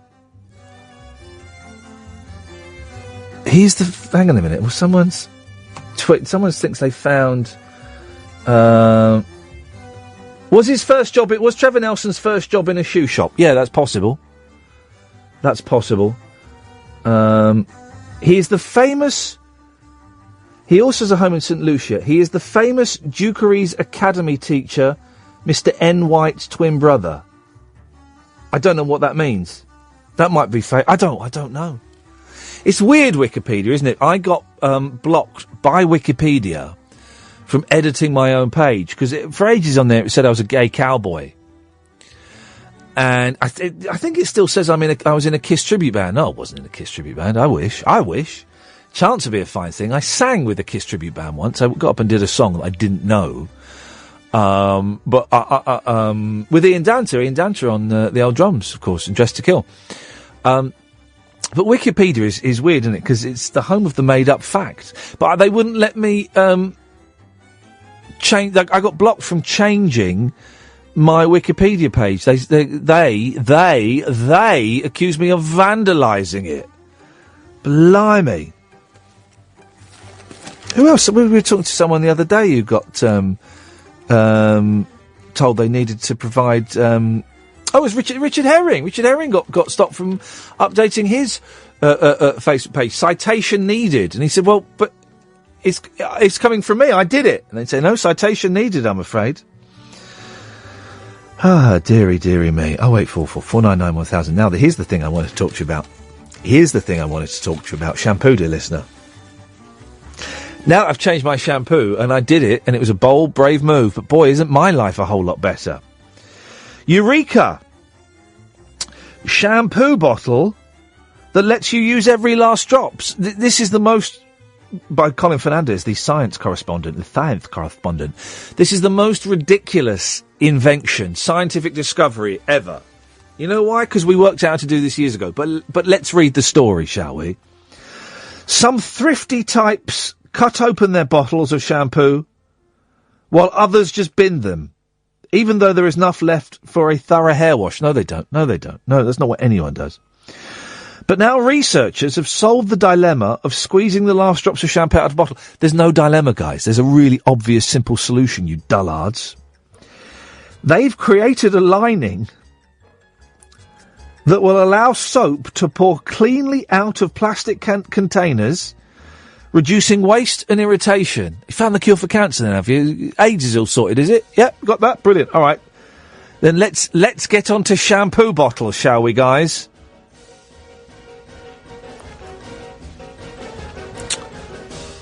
The lining is made up of microscopic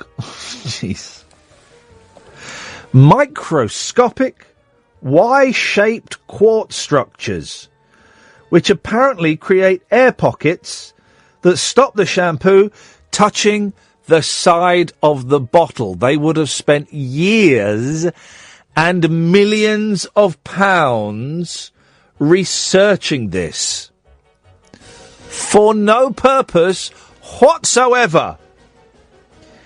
Inventors Barrett Bouchan and Philip Brown said the technique works on polypropylene, a common plastic used to package foodstuff and household goods, because we need to use more plastic. We're not using enough plastic. I've often thought that. We need more plastic in our lives. Professor Bouchan said, it's what you'd call a first world problem, right? I can't get all of the shampoo to come out of the bottle.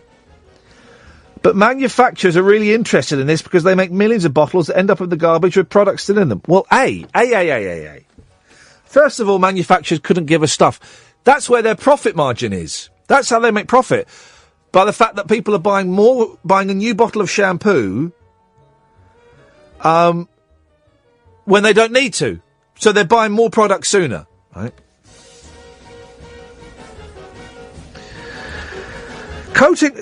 Secondly, they couldn't give us stuff. Coatings already exist to help food but not soap pour out of the containers. Compared to soaps, getting ketchup out of a bottle is trivial.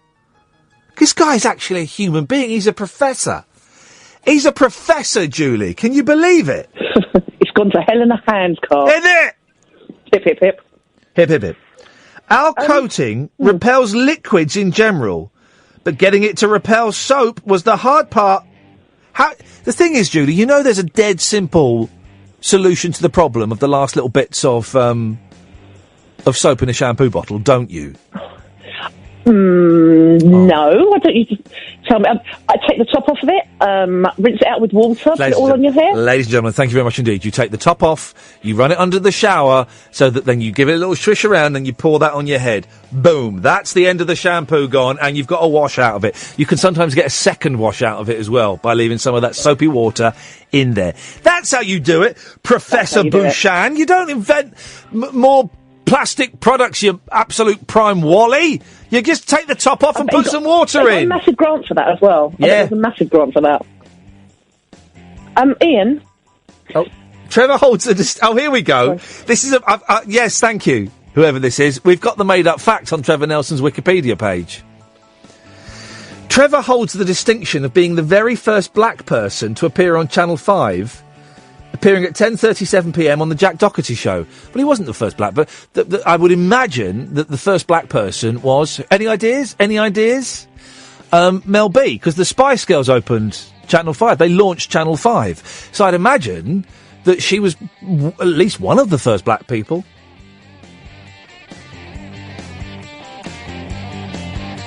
There we go. What you got for us, Julie?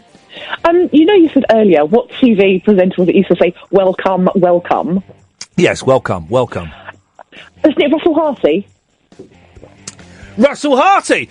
And I saw it because I was watching him, I think, interview The Who or something. Hang on. I've been thinking about it ever since you said it. And I thought, yeah, that really rings a bell. And I've only just thought of it, so... Well, no, I know what it was. I was watching Gary Glitter videos. Russell Harty... Welcome. Hang on, let me have a little... No, I've already Googled it, and I couldn't find any intro clips, but it definitely was him. And the fact that you've said, I was watching him, that's enough hang on, here we go. proof for me. Here's Grace Jones and Russell Hart. Let's see if he says welcome. Hang on. Chip shop. Here we go. When things really went wrong. And it... I don't want to watch that. No. I couldn't find it, but I know it was. Here's David Bowie on Russell Harty. Let's see if he says welcome. More important than that, David Bowie has an announcement to make. Let's now go over live. No, okay, let's not. Let's hang on, Kate Bush and Russell Harty. God, he had some good guests. No, it's not on that one either. Here we go.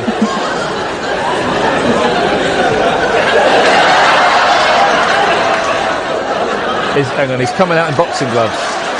This must be after Grace Jones whacked him. Before we begin, you have to take precautions in a programme of this nature. And later tonight, I'm going to be meeting Kate Bush. Is Kate Bush here yet? Will you welcome, ladies and gentlemen, Kate Bush, please? He's not going to play a game. I can't find a clip, but it definitely was him. But it's been doing my head in ever since you said it. Welcome. Yeah, welcome. Thank you, Julie. Excellent stuff. Thanks. Anything else? No, that's it. Ta-ta. Alan's on the line. Yes, Alan. Hip, hip, hip. Hip, hip, hip. I'm going over here. You were going on about Russell Harty. Yes. I've actually found a clip of Grace Jones walloping him in one. You say that again. Now I'm having a touch of the George Galloways. Go on. I found a clip of Grace Jones hitting Russell Harty. Yeah, it's on YouTube. If you type in Russell Harty, it's the first thing that pops up. While typing Grace Jones hits Russell Harty. Yeah. And there's 7 clips of it. Also the same thing, different lengths. Yeah, well, people upload... The thing about YouTube is people upload... Russell Harty was a strange old fish, wasn't he? It was kind of out of my sphere. When did Russell Harty die? 1987. Was it 87? I was going to say 84. Okay, so I would have been 13, 14. All right. I don't really remember Russell Harty. What I remember of Russell Harty is the clips I've seen of Grace Jones, of him interviewing The Who, and because that's in the Kids Are All Right film, which is a great film, by the way, which I need to watch again soon. But I don't really remember Russell Harty. I don't remember the Russell Harty show. Well, I'm 36, so I don't remember Russell Harty. He's probably one of the forgotten chat show hosts of my generation. Possibly.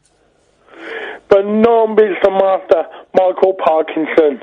Oh, no, his interviews were rubbish. But Parky was a master. Hey, no, I don't think he was. He's a miserable Yorkshire git. No, but... and he was one of the people that launched TVAM. Yeah, but he was just... He wasn't right for breakfast television. The TVAM, when it launched, was absolutely dire, because it was him... It was really boring people. There was David Frost, Yep. Anna Ford, Yep. Robert Key, Angela Rippon, and Michael Parkinson. Yeah, like I said, boring people. I wouldn't call David Frost boring. Well... Especially when he did Through the Keyhole. David Frost, when Live 8, I was holding my nephew, Dylan, who has been on this show and is now a strapping 11-year-old, or 10, I can't remember. And I was holding him as a baby, and David Frost and his wife came over to talk to us, look at the baby. It's funny, isn't it? It's funny, isn't it? Yeah. But I like David Frost, but he was boring. What about Lloyd Grossman? Lloyd Grossman was in a punk band. I didn't know that. Yeah, he was in a punk band. He was a guitarist, I think, and maybe the singer in a punk band. Well, let's look at the evidence. Thank you, Alan. Thank you. Ta-ta. Yeah, Lloyd Grossman was in a punk band. I was in Pakistan when Channel 5 launched, so I missed it. Unfortunately. I didn't get to see all of the fun that it looked like everybody was having. Dave, stay there. We'll come to you after the news. Now you'll start calling up to as we're approaching the news. You all start phoning up, guys. Well, thanks a lot for that. Carpet Martin says, I got blocked by Rick Edwards on Twitter. I know Rick. For asking about his tattoos of children that he allegedly talks to. It was on Wikipedia.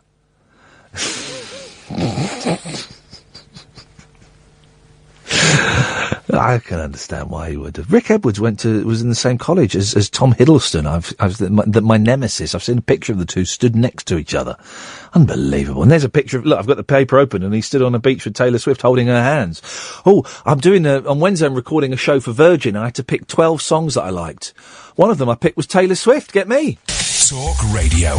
Dave, stay there. We'll come to you next, and then we'll take calls straight to air for the last hour of the show, if you want. I feel really tired today. Maybe that's the thing. Maybe everyone's just feeling a little bit exhausted after all the whatnot. I'm Iain Lee. This is Talk Radio. This is the news. Late night, Iain Lee on Talk Radio. We have ways of making you talk.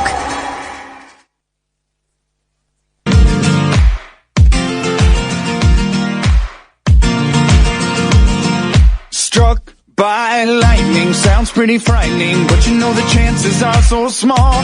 Stuck by a bee sting, nothing but a bee thing. Better chance you're gonna buy it at the mall. But it's a 23 or 4 to 1 that you can fall in love by the end of this song. So get up, tell the bookie put a bet on not a damn thing will go wrong. The odds are that we will probably be alright. Odds are we gonna be alright. Odds are we gonna be alright tonight. The odds are that we will probably be alright. Odds are we gonna be alright. Odds are we gonna be alright for another night. Hit by the A-train, crashed in an airplane. I wouldn't recommend either one. Killed by a great white or a meteorite. I guess there ain't a way to go that's fun. But somewhere in the world, someone is gonna fall in love by the end of this song. So get up, no it's never gonna let them, so you might as well sing along. The odds are that we will probably be alright. Odds are we gonna be alright. Odds are we gonna be alright tonight. The odds are that we will probably be alright. Odds are we gonna be alright. Odds are we gonna be alright for another night. Sure, things go wrong, but I'll take my chances. Odds are long, so why not play?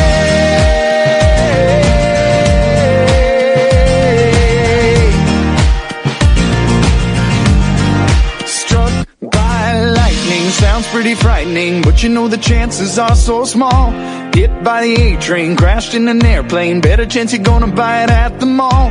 But it's a 23 or 4 to 1 that you can fall in love by the end of this song. So get up, no I'm never gonna let up, so you might as well sing along.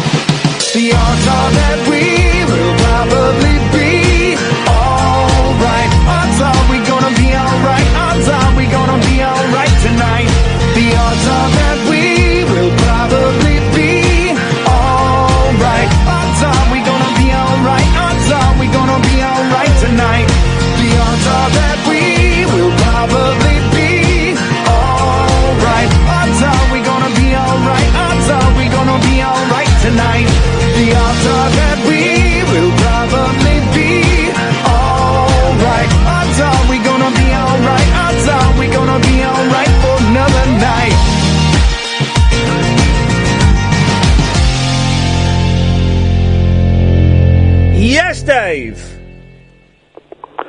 Yes, Ian, how are you doing? I'm all right, thank you, Dave. How are you doing? Could be better. What's wrong? Listen, my MP, Ben Wallace, is one of Boris Johnson's inner circle. Oh. He's one of the inner circle on the Brexit campaign. Yeah. Now, I got a letter from Ben Wallace about 3 weeks ago telling me to vote Remain and giving me the government line. And now it turns out he was the campaign manager for Boris Johnson all along. What? So he's the campaign manager for Boris Johnson, but he's telling me to vote Remain. Why are you sniffing a conspiracy here? Not a conspiracy. I'm just sniffing double standards. Oh. Because it could be argued that Boris didn't want people to, he didn't want to actually leave Europe. Possibly. He might have just set it up as a way to ingratiate him with the Conservative membership, Maybe, it's quite a strong argument that he actually wanted to lose. He would have preferred it if it had been reversed. If Remain had got 52% and the Leave had got 48% or whatever it was, and then he would have looked like the valiant loser. Yes, but that's really quite a terrible reflection on our society, isn't it? Well, no, it's a terrible reflection on the slimy little SH1T that is Boris Johnson, a self-serving, nasty piece of work. I wouldn't go that far. Oh, I would. I think I wouldn't go that far, Ian. Why would you not? Well, would you say the same about Ricky Gervais? What? Explain. Well, 'cause I think you're quite bitter about Ricky Gervais's success. Well, I wouldn't say the same about Ricky Gervais, no. Are you not bitter about his success, though, on after the 11 o'clock show that you did together? Not anymore, no. Not a tiny, tiny bit, and I used to be, but no, not anymore. But the thing is, but Ricky Gervais hasn't been campaigning based on a series of lies for something that's quite huge. He's a comedian and a film star, so I don't quite understand the connection, Dave. No, well, we went down a side road there. Well, you went down a side road. Ben Wallace and Boris Johnson. Well, no, the thing is, I was talking about Boris Johnson, and then you started spouting some bollocks about Gervais, which I don't quite understand. Well, because I just remember you looking pretty depressed and pissed off with Gervais when he became famous. When did you ever see me? When did you ever see me looking depressed after Ricky Gervais became famous? On a Newsnight 11 o'clock show, Newsnight review program from Edinburgh Festival. Oh, for crying out loud! That's the flipping heck, Dave. Are you insane? That was cool. I remember it. I've got a good memory. I've got a good memory. I was there. That's interesting. That's the show where I interviewed Richard Herring. Here's the thing, Dave. I was acting. Right, it didn't look like it though. Yeah, because I was a good actor. It was. I remember it perfectly. Right, he just on the first series of The Office, which I'd seen before anyone else had, and I said something along the lines of, "What's The Office all about then? I don't get it." All right. Anyway, Ian, listen, right? No, don't listen, right? You just had a go at me at something that is nonsense. That's what the bit you're referring to, isn't it? Yeah. Yeah, that's called acting, you muppet. I thought The Office was brilliant, you plum. Don't call me a muppet or a plant. Well, then don't start spreading nonsense about me on my show, you idiot. All right, listen. The fact is. No. The fact is, Dave, right? Go on. We were talking about Boris Johnson, and you've kind of just had a little pop at me for no reason. Yeah. And I've destroyed that pop. No, you haven't. Well, yes, I have, mate. No, you haven't. I've explained it perfectly well. And that happened 16... Anyone can look it up on YouTube. Yeah, I know they can. And I've just explained it. That happened 16 years ago. I've got a good memory. Yeah, I know, but did you not do things... Right, I was acting. Yes, after the 11 o'clock show, which I was still doing then, I think, I was a little bit bitter, and I had a little bit bitter, but that was my problem. I've worked through it. So you admit to them. I admit, afterwards, when he went to Hollywood, I got a bit bitter. Not when he was doing the office. That's what I saw. No, it's not what you saw, because he hadn't gone to Hollywood then, you stupid man! No, I'm not stupid. You are as thick as anything, because you're not... But you're talking about something completely different. He hadn't gone to Hollywood then. I was not bitter then. When he went... You're a bit upset, aren't you, Ian? Yeah, because I'm arguing with a moron. Oh, I'm a moron then, am I? Yes, yeah. Dave, you are a moron. Oh, thanks. You're welcome, and that's a compliment. That's more or less what you said to Ricky Gervais at the time. Crying out. It was 16 years ago, and I was acting. Right, okay. Fair enough. If you want to just talk about that, then go ahead. You brought it up, for crying out loud! You brought it up! If someone brought up something that was untrue about you, you'd want to correct them, wouldn't you, Dave? You wouldn't want people walking around with false information about you, would you? No, it's not false information, though, because I saw it and I could see that you were pissed off and... Everything... So you believe, Dave, you believe... I can tell acting from being real. Do you know what I mean, Ian? I can tell acting from being real. Do you think... Right. That's why I can tell the difference between Boris Johnson when he's acting and when he's being real. All right, then. Let's play this. Listen to this. Listen to this. All right, Boris Johnson, you may now interrupt. Good morning, how are you? Very, very good, thank you. You're a nasty piece of work, aren't you? Let me ask you about some of the things that came up in the documentary. Right. Well, I haven't seen it, so... But this happened in your life, so you know about this. The Times let you go after you made up a quote. Why did you make up a quote? Well... Listen, Dave!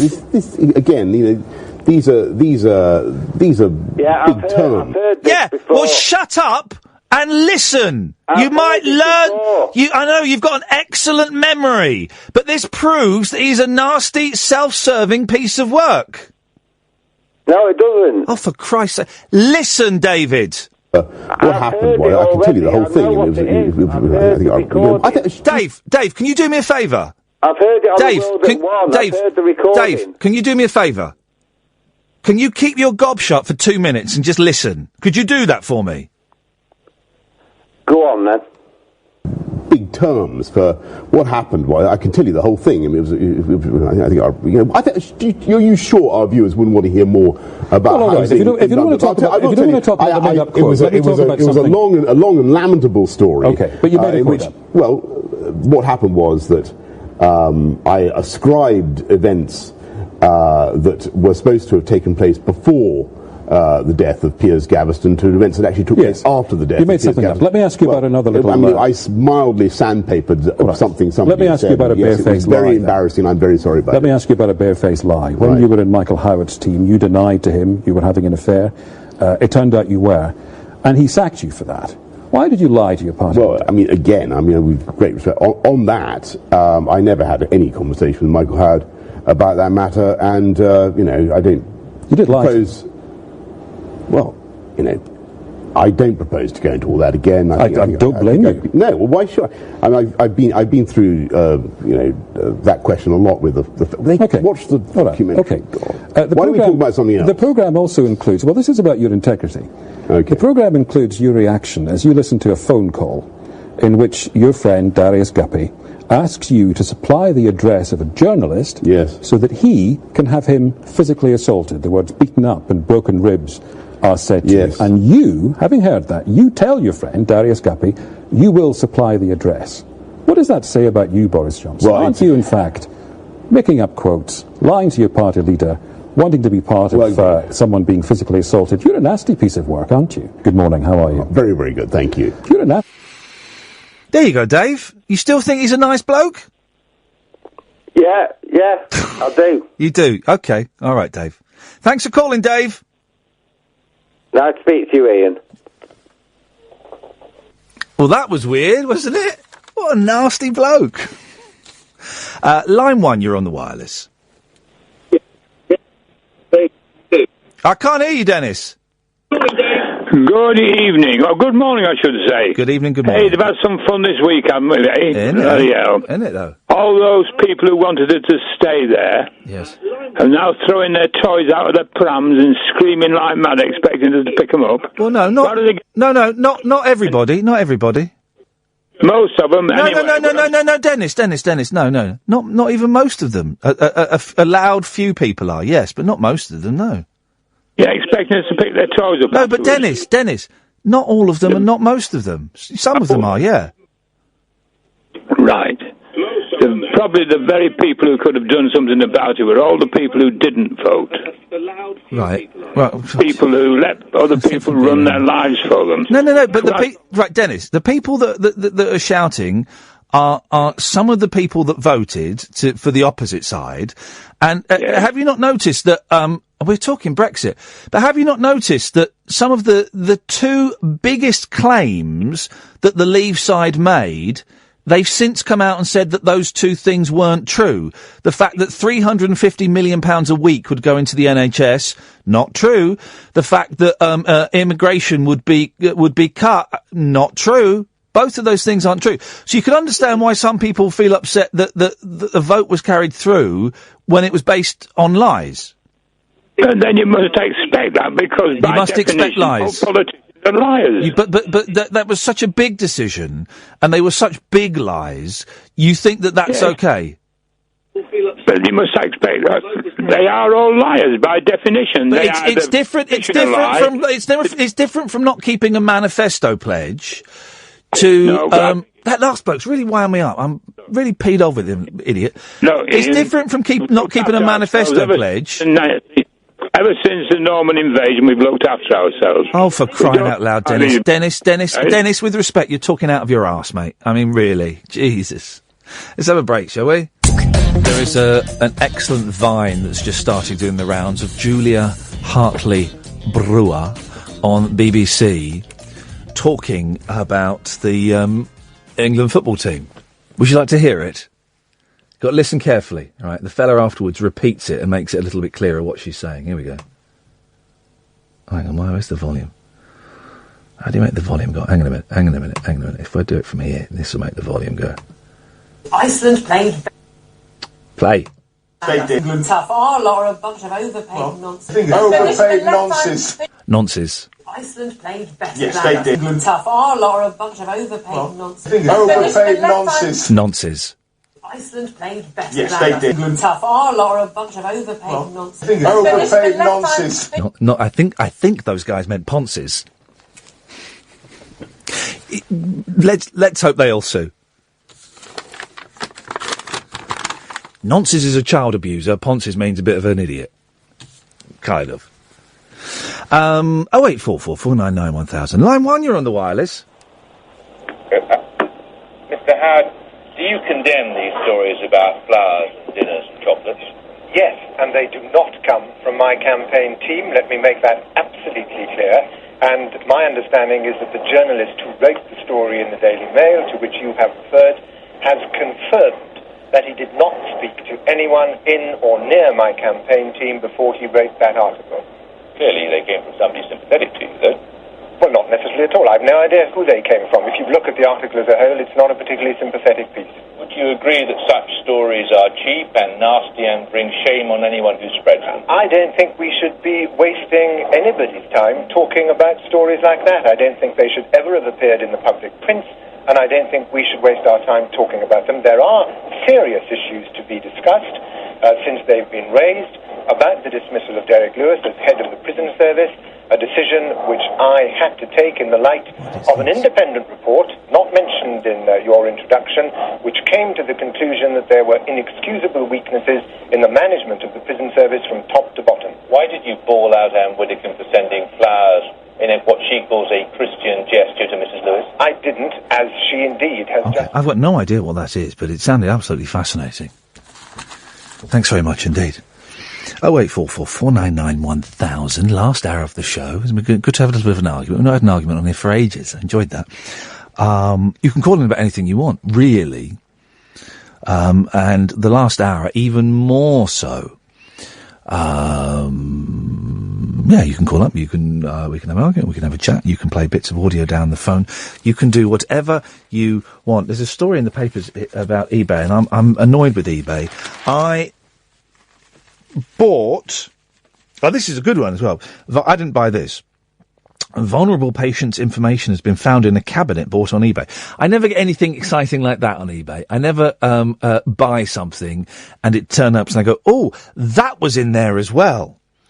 Amy Shotton of Telford paid £51 for 11 cabinets and 7 chairs and found dozens of mental health files. Ooh, good reading, huh? 16 about patient sexual abuse and suicide bids. In total, there were more than 60 pages, including bank details from the former Wolverhampton NHS Primary Care Trust. Some as recent as 2014. That's brilliant, isn't it? You would think if you're clearing out cupboards and drawers to sell anywhere, but particularly in, like the NHS or something, you go, let me just check those drawers one more time. Just one more time. Miss Shotton, 24, said, it's frightening. They've finally found the courage to tell somebody what has happened to them, only to be betrayed by the information being left lying in an unwanted cabinet. It could have ruined lives. I'll tell you my eBay thing in a minute. Yes, line 1.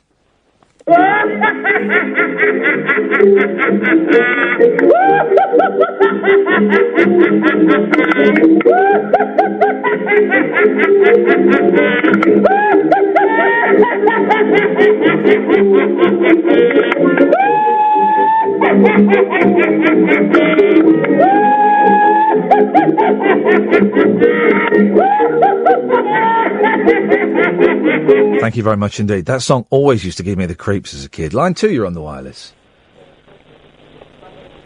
Hello? Hello? Yeah, hello. Yeah, I was speaking to Ian about 10 minutes ago and he wimped out of the conversation because he couldn't handle it. Okay, what was your name, caller? Dave. Dave. And what were you talking to Ian about? I was talking to him about Boris Johnson and Ian's Boris Johnson. Bad feelings about Ricky Gervais. Oh, God, yeah, he bangs on about Gervais all the flipping time. It's embarrassing. Seriously? Oh, yeah, that's because he's very bitter about it. He is very bitter about it. Constantly, if anyone... It was we suggested we got Gervais on as a guest a couple of weeks ago, because he was over here promoting a new film. He went nuts. He punched an intern. No, I don't believe that. Yeah, he did. He went absolutely nuts. He threw a chair and punched Rudd, an intern. Ian Lee couldn't punch an intern unless the intern was like a flyweight. I didn't say he hurt him. He attempted to punch him. Really? Yeah. What do you want to talk about? Is something again about Boris Johnson because he ran a little 1 minute piece about Boris Johnson saying that 2 minutes he 16. was giving information to a journalist to kick someone's head in. Now, I was quite happy to talk about that, but Ian just said, "Oh, thanks, Dave. Bye." Okay. You know. If you go on, Dave, and don't tell him I said this, will you? He thinks he's so clever. Will you run rings around him and humiliate him? Would you do that for us, Dave? Who am I speaking to? This is Steve. What's your role, Steve? Oh, I'm one of the phone ops, quite low down the food chain. You gonna go on and run rings around him? Well, I'll try my best. Beautiful. You show him who's boss, yeah? Well, go on, then. You're far more intelligent than he is, Dave. I'm going to put you right through now, okay? All right, cheers. Okay, thanks, Alan. Let's go to Dave. Hello, Dave. Hello, Dave. It's me again, mate. Yeah, you're Dave. I'm Ian. Get your name right, Dave. No, all right, Dave. It's Ian here. Is that a joke? Yeah, it is, yeah. It's not very funny. That's the difference between a joke and being obvious. Okay. So what were you then? Was that a joke or was that you being obvious? I'm confused. No, I was just being silly. I was just trying to wind you up, pal. Okay, pal. I bet you could never be wound up. Could you could never be wound up, could you? You could never be wound up. Where were you going with that message about Boris Johnson and the recorded tape of him? You could never be wound up, could you, Dave? You're too clever for that. Well, I'll try my best. There we go. Good lad. What you got for us, David? So where were you going with the tape of Boris Johnson? Because obviously you requested that to be put on air to find him out, sort of thing. But That doesn't say anything. Anybody could do that kind of thing. What? To present facts that prove that he's a liar and a nasty piece of work? No, he's not a nasty piece of work. He's a very intelligent bloke. Yeah, and he's a liar. That's not... to call him a liar is a fact. He lost his job writing for one of the papers because he lied in his article. That's a fact. Well, look, all politicians tell untruths or misspeak, don't they? Well, no, but he wasn't a politician. He was a journalist, and he lied. He wrote something that wasn't true. That's a fact, Dave. That's a fact. Everybody makes mistakes. Everybody makes mistakes. No. He didn't make a mistake. In their life. Dave, he didn't make a mistake. He lied. Yeah, well, everyone tells lies every now and again, don't they? Well, you do, I do, everybody but does. I'm not in a I'm not a journalist. I'm not a journalist or a politician, Dave. It doesn't matter. Everybody tells lies. It's just human condition. Excuse me for being, all kind of hippy-dippy. I kind of would like my politicians and my journalists even more so not to lie. Anyway, what's your point, Dave? Dave? Yeah, look... Yeah, let's forget it, shall we? I mean, sometimes it's just, it's too easy. He'll be back. Line 1, you're on the wireless. Oh, no, no, you. Oh, God.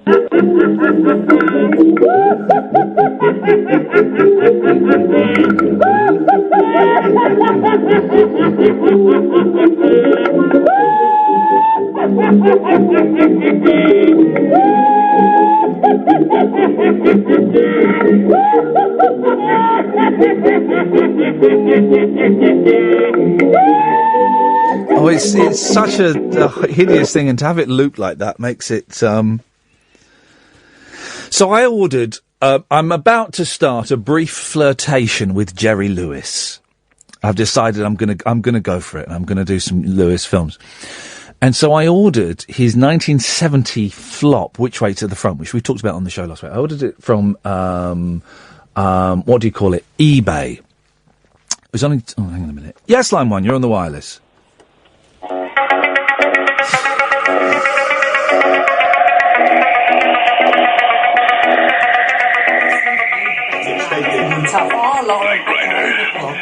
Overpaid nonsense. World of a man who does not exist. Overpaid nonsense.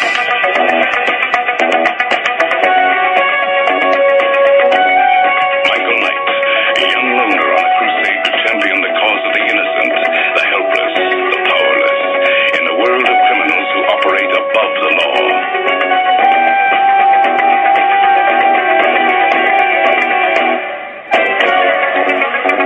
Okay, that's the Knight Rider theme.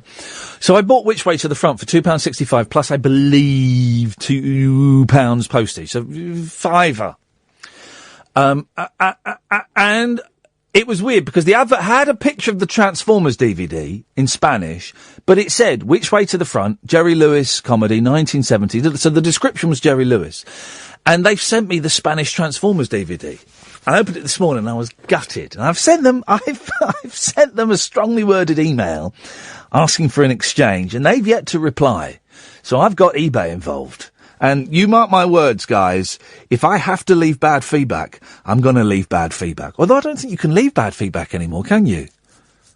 You can only leave positive feedback. What the hell is that all about? The one weapon I had in my armoury as an eBay customer, 0844 499 1000. By the way, another 27 minutes of this fun to go, guys. Yeah,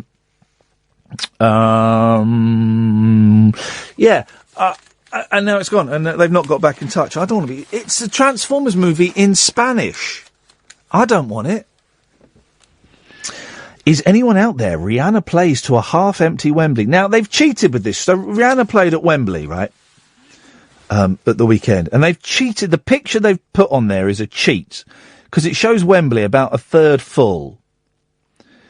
But then they've got the caption, flop, fans arriving at Wembley. So that's before the show started. All right. So I wonder if it really was half full. Wembley's a big place. What does it hold? 60,000, 70,000? That's tens of thousands of people. And I wonder if it's how bad it was. It was always going to be a risky move performing elsewhere during Glastonbury. No, not really. Other people do concerts during Glastonbury. And it appears Rihanna's gamble didn't pay off, with the singer left embarrassed after performing to a half-empty Wembley Stadium. I just wouldn't have thought she was a Wembley Stadium kind of gal. 4 nights at the O2, maybe. 3 nights at the O2, definitely. Wembley Stadium for Rihanna. Let's try, line 1, you're on the wireless. Hello, my name is Dave. I am the love child of Boris Johnson and Ricky Gervais. I am not an idiot. Oh, wait. Yes, I am. Bye. Okay. With hundreds of thousands of music lovers at the Somerset Festival, the 91,000 seat Wembley Stadium holds 91,000 people. You're never going to get 91,000 people to go and see Rihanna.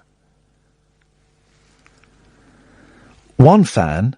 they've got this story from Twitter, innit? Of course they've got this story from Twitter. Rehemina Figueiredo. That's a great name. She's the show business correspondent. Rehema Figueiredo. One fan, Connor Briggs, expressed his shock on Twitter saying, "Oh my God, Wembley is so empty for Rihanna." Right, in that case, I don't believe a word of this story. If they've got a picture of people entering the stadium and it's someone on Twitter saying it's empty, right? Well, that's bullshine. That's bullshine, obviously. Holly Ciccone added, "Rihanna's tour is such a flop. Her Wembley show tonight is literally empty." Well, it's literally not.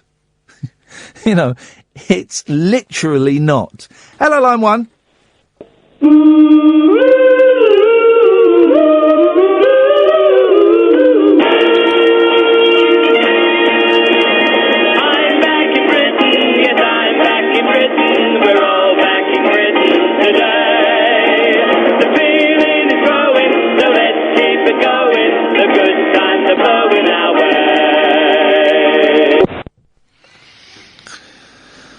Another Twitter user joked, "I think she'd have been better off performing at the Wembley KFC." Well, I don't believe a word of it. Probably wasn't a sellout, but I bet it was much, much better. Well, it wasn't empty. I bet it was more than half full. Friday's show was the 28-year-old's 4th UK date on her anti-world tour. Standing tickets have been sold at £75 and seated ones for £99, with many questioning if the high prices were to blame for the poor turnout. I think that's a pretty good price for a stadium ticket, £99. I think when I went and saw the Monkees last time, the ticket's like £120 or something like that. Something ridiculous. Yes, line 1. Hello, this is Dave. Welcome to my TV channel. In an hour, it's QI, but first, it's Top Gear. It appeared the star, who was 30 minutes late, well, you say 30 minutes late, it's theatrics, isn't it? It's all theatrical, was aware the gig had failed to impress. In addressing the distracted crowd, she said, "I don't want you texting, I only want you on your phone if you're taking pictures of me." Well, that's not in any way connected with then possibly not being many people there. That's stage banter. And distracted crowd, Despite reaching number 1 on the Billboard album chart, sales of the Anti album were disappointing low, selling fewer than 1,000 copies in 1 week. I don't really, I don't believe that story. And here's the thing, and it's interesting. Dave has raised an interesting point, despite being an idiot.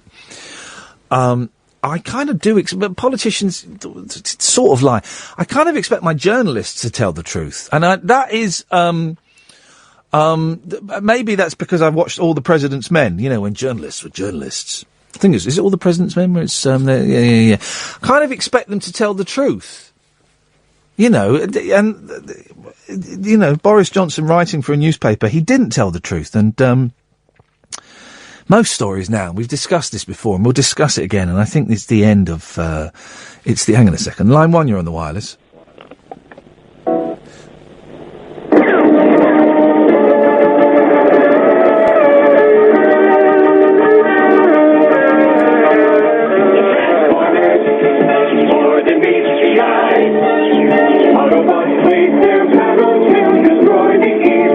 can't hear that. Whatever it is, it sounds absolutely hideous.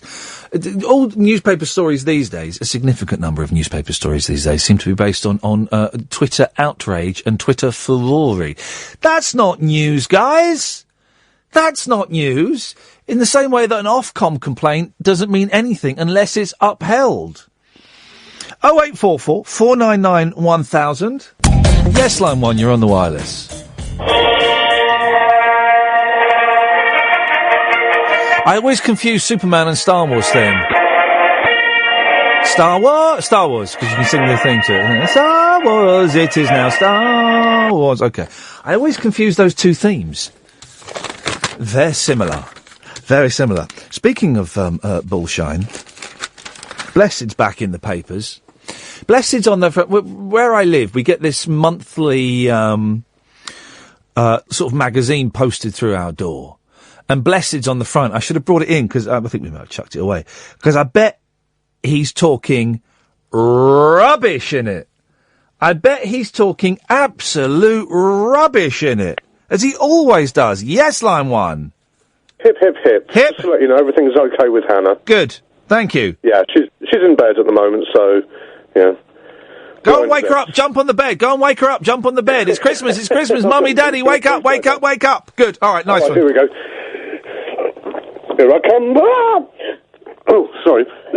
Well, he told me to. Oh, he actually did it! I'm acting under instruction. I've got Iain Lee on the phone, and he said go and jump on her. So, there you go. Blimey, quick, hang up. No, I didn't mean it, you muppet. It was nothing doing me. Nothing doing me, boss.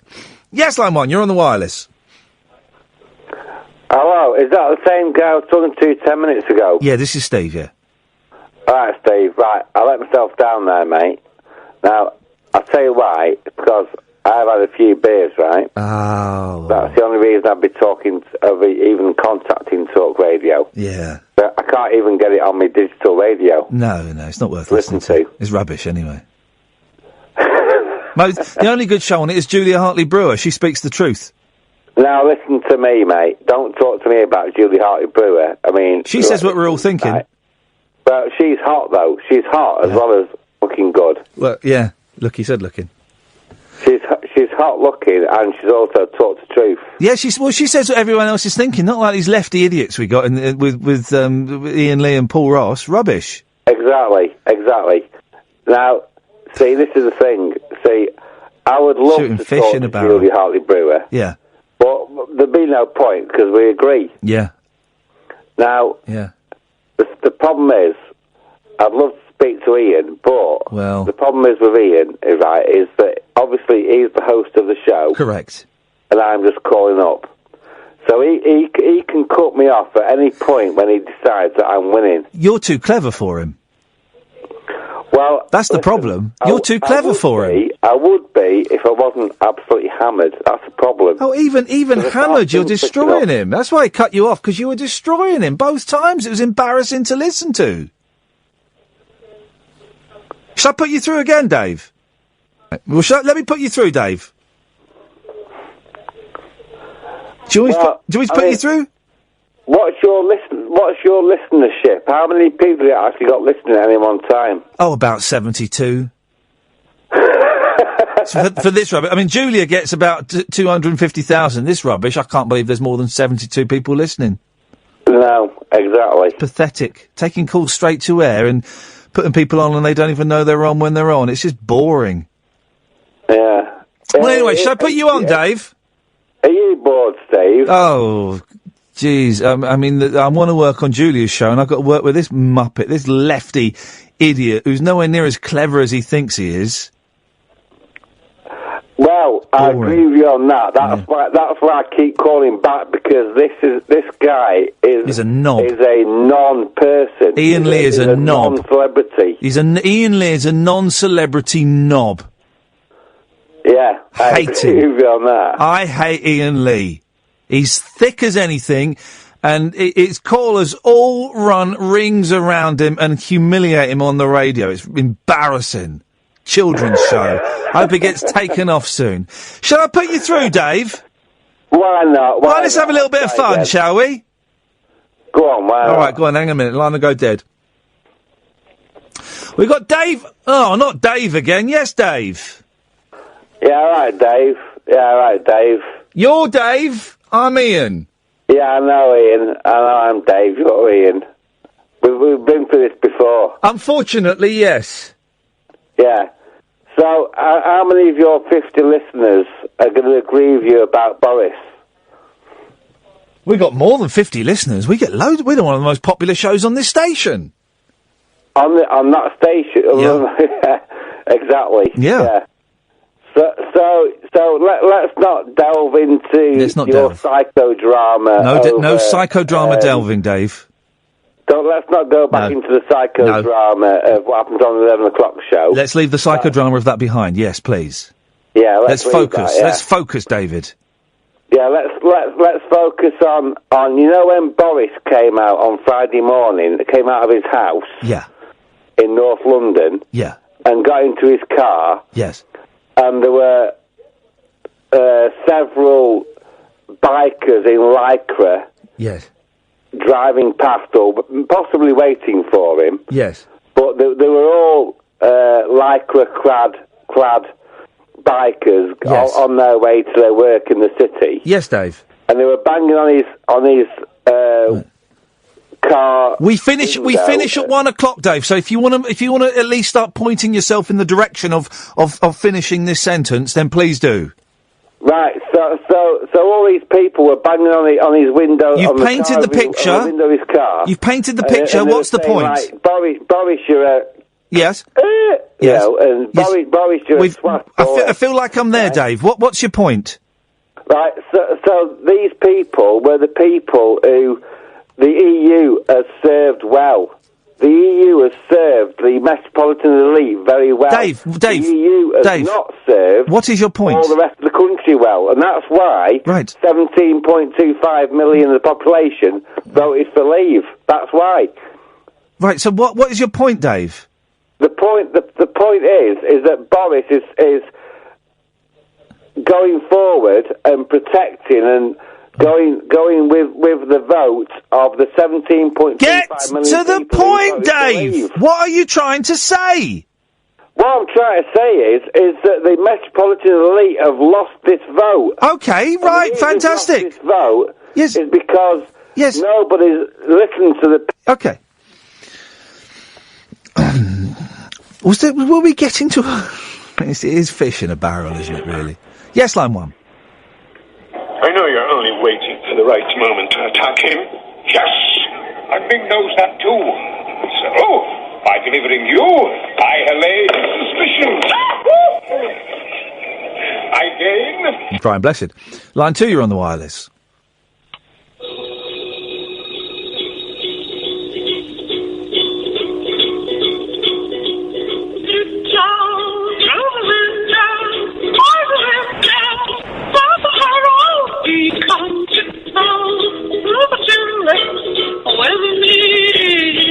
Well, this is Tiny Tim.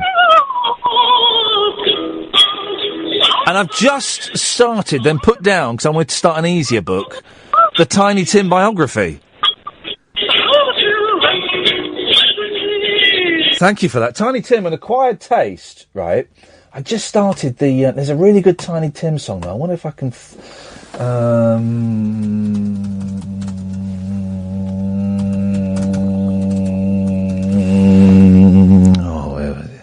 Here we go again. Yes, line 1. Hello? Hello, is that Dave? Oh, did he cut you off again, Dave? Yeah, he did, yeah. Oh, I'm sorry, I wasn't listening. I was taking another call. I'm so sorry. He's an idiot. He's an absolute Sorry idiot. about it. Sorry, mate. What's your name again, fella? I'm Steve. Did you manage to make your point? Or was that the problem? You started to destroy him with your rapier-like wit, and he got upset and cut you off again? I don't know. I don't know if I had rapier-like wit. I don't know about that. Yeah, you probably destroyed him. I mean, he's no match for you. I'm starting to wonder if this whole bloody radio situation is just a big wind-up, to be honest. What do you mean?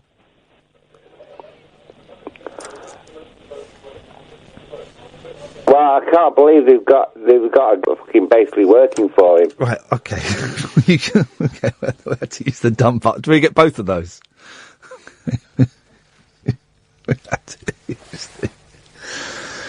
Had to use the dumb button a couple of times there. I think Dave may almost have rumbled us, guys. I think Dave may have got wise to the scene, guys. Who'd have thought it? Ah, dearie me.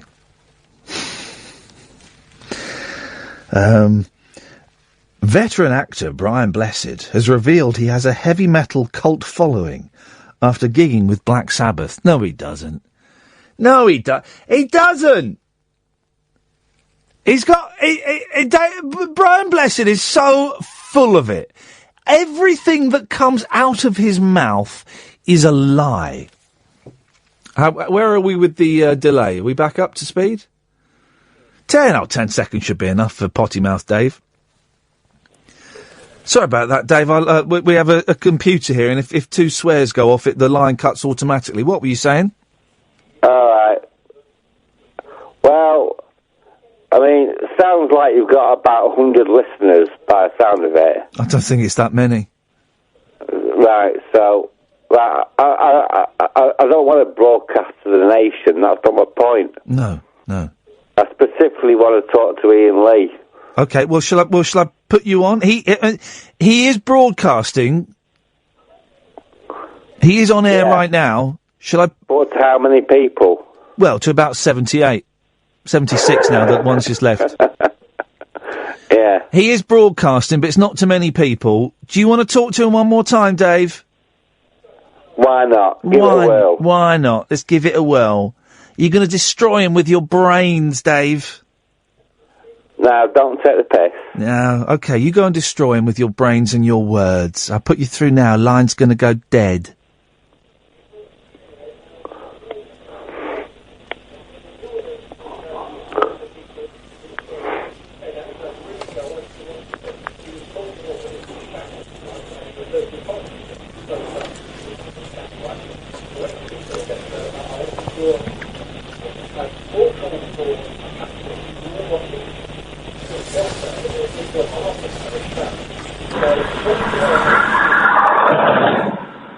Hello? Hello? Hello, is that Dave? It's not right what he does to you, Dave. It's not right. I'm Paul in Canada. It's not right what he does to you. It's not right what he does. You're only little. You don't understand, Dave. Hang up, Dave. Hang up. Oh my God. Hang up. You stupid idiot.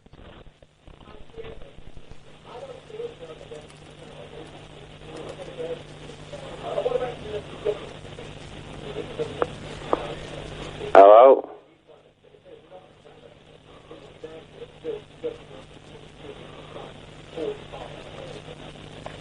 Good night, Dave.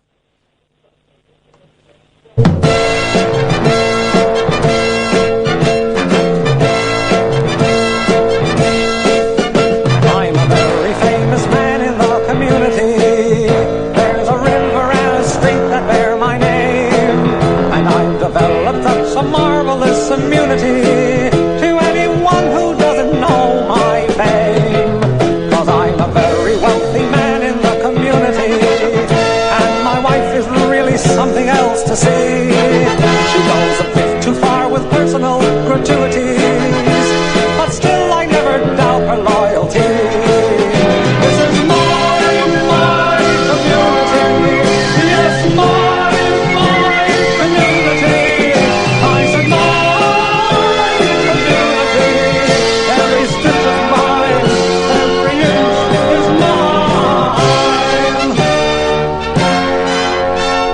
said respect and humble modesty. Yes, a very perfect model citizen. Why, when I bankrupt a little business ruthlessly, I do it like a perfect gentleman.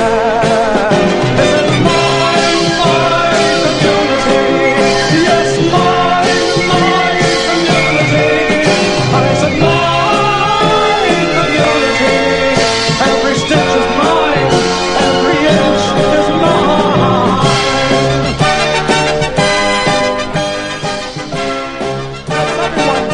Good night, Dave.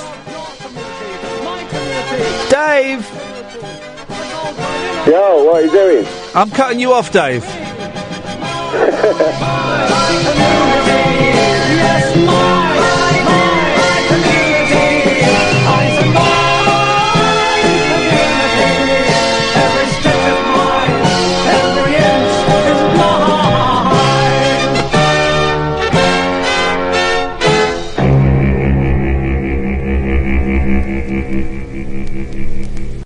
Talk Radio. Dial up some dialogue. Talk Radio. We'll get you talking.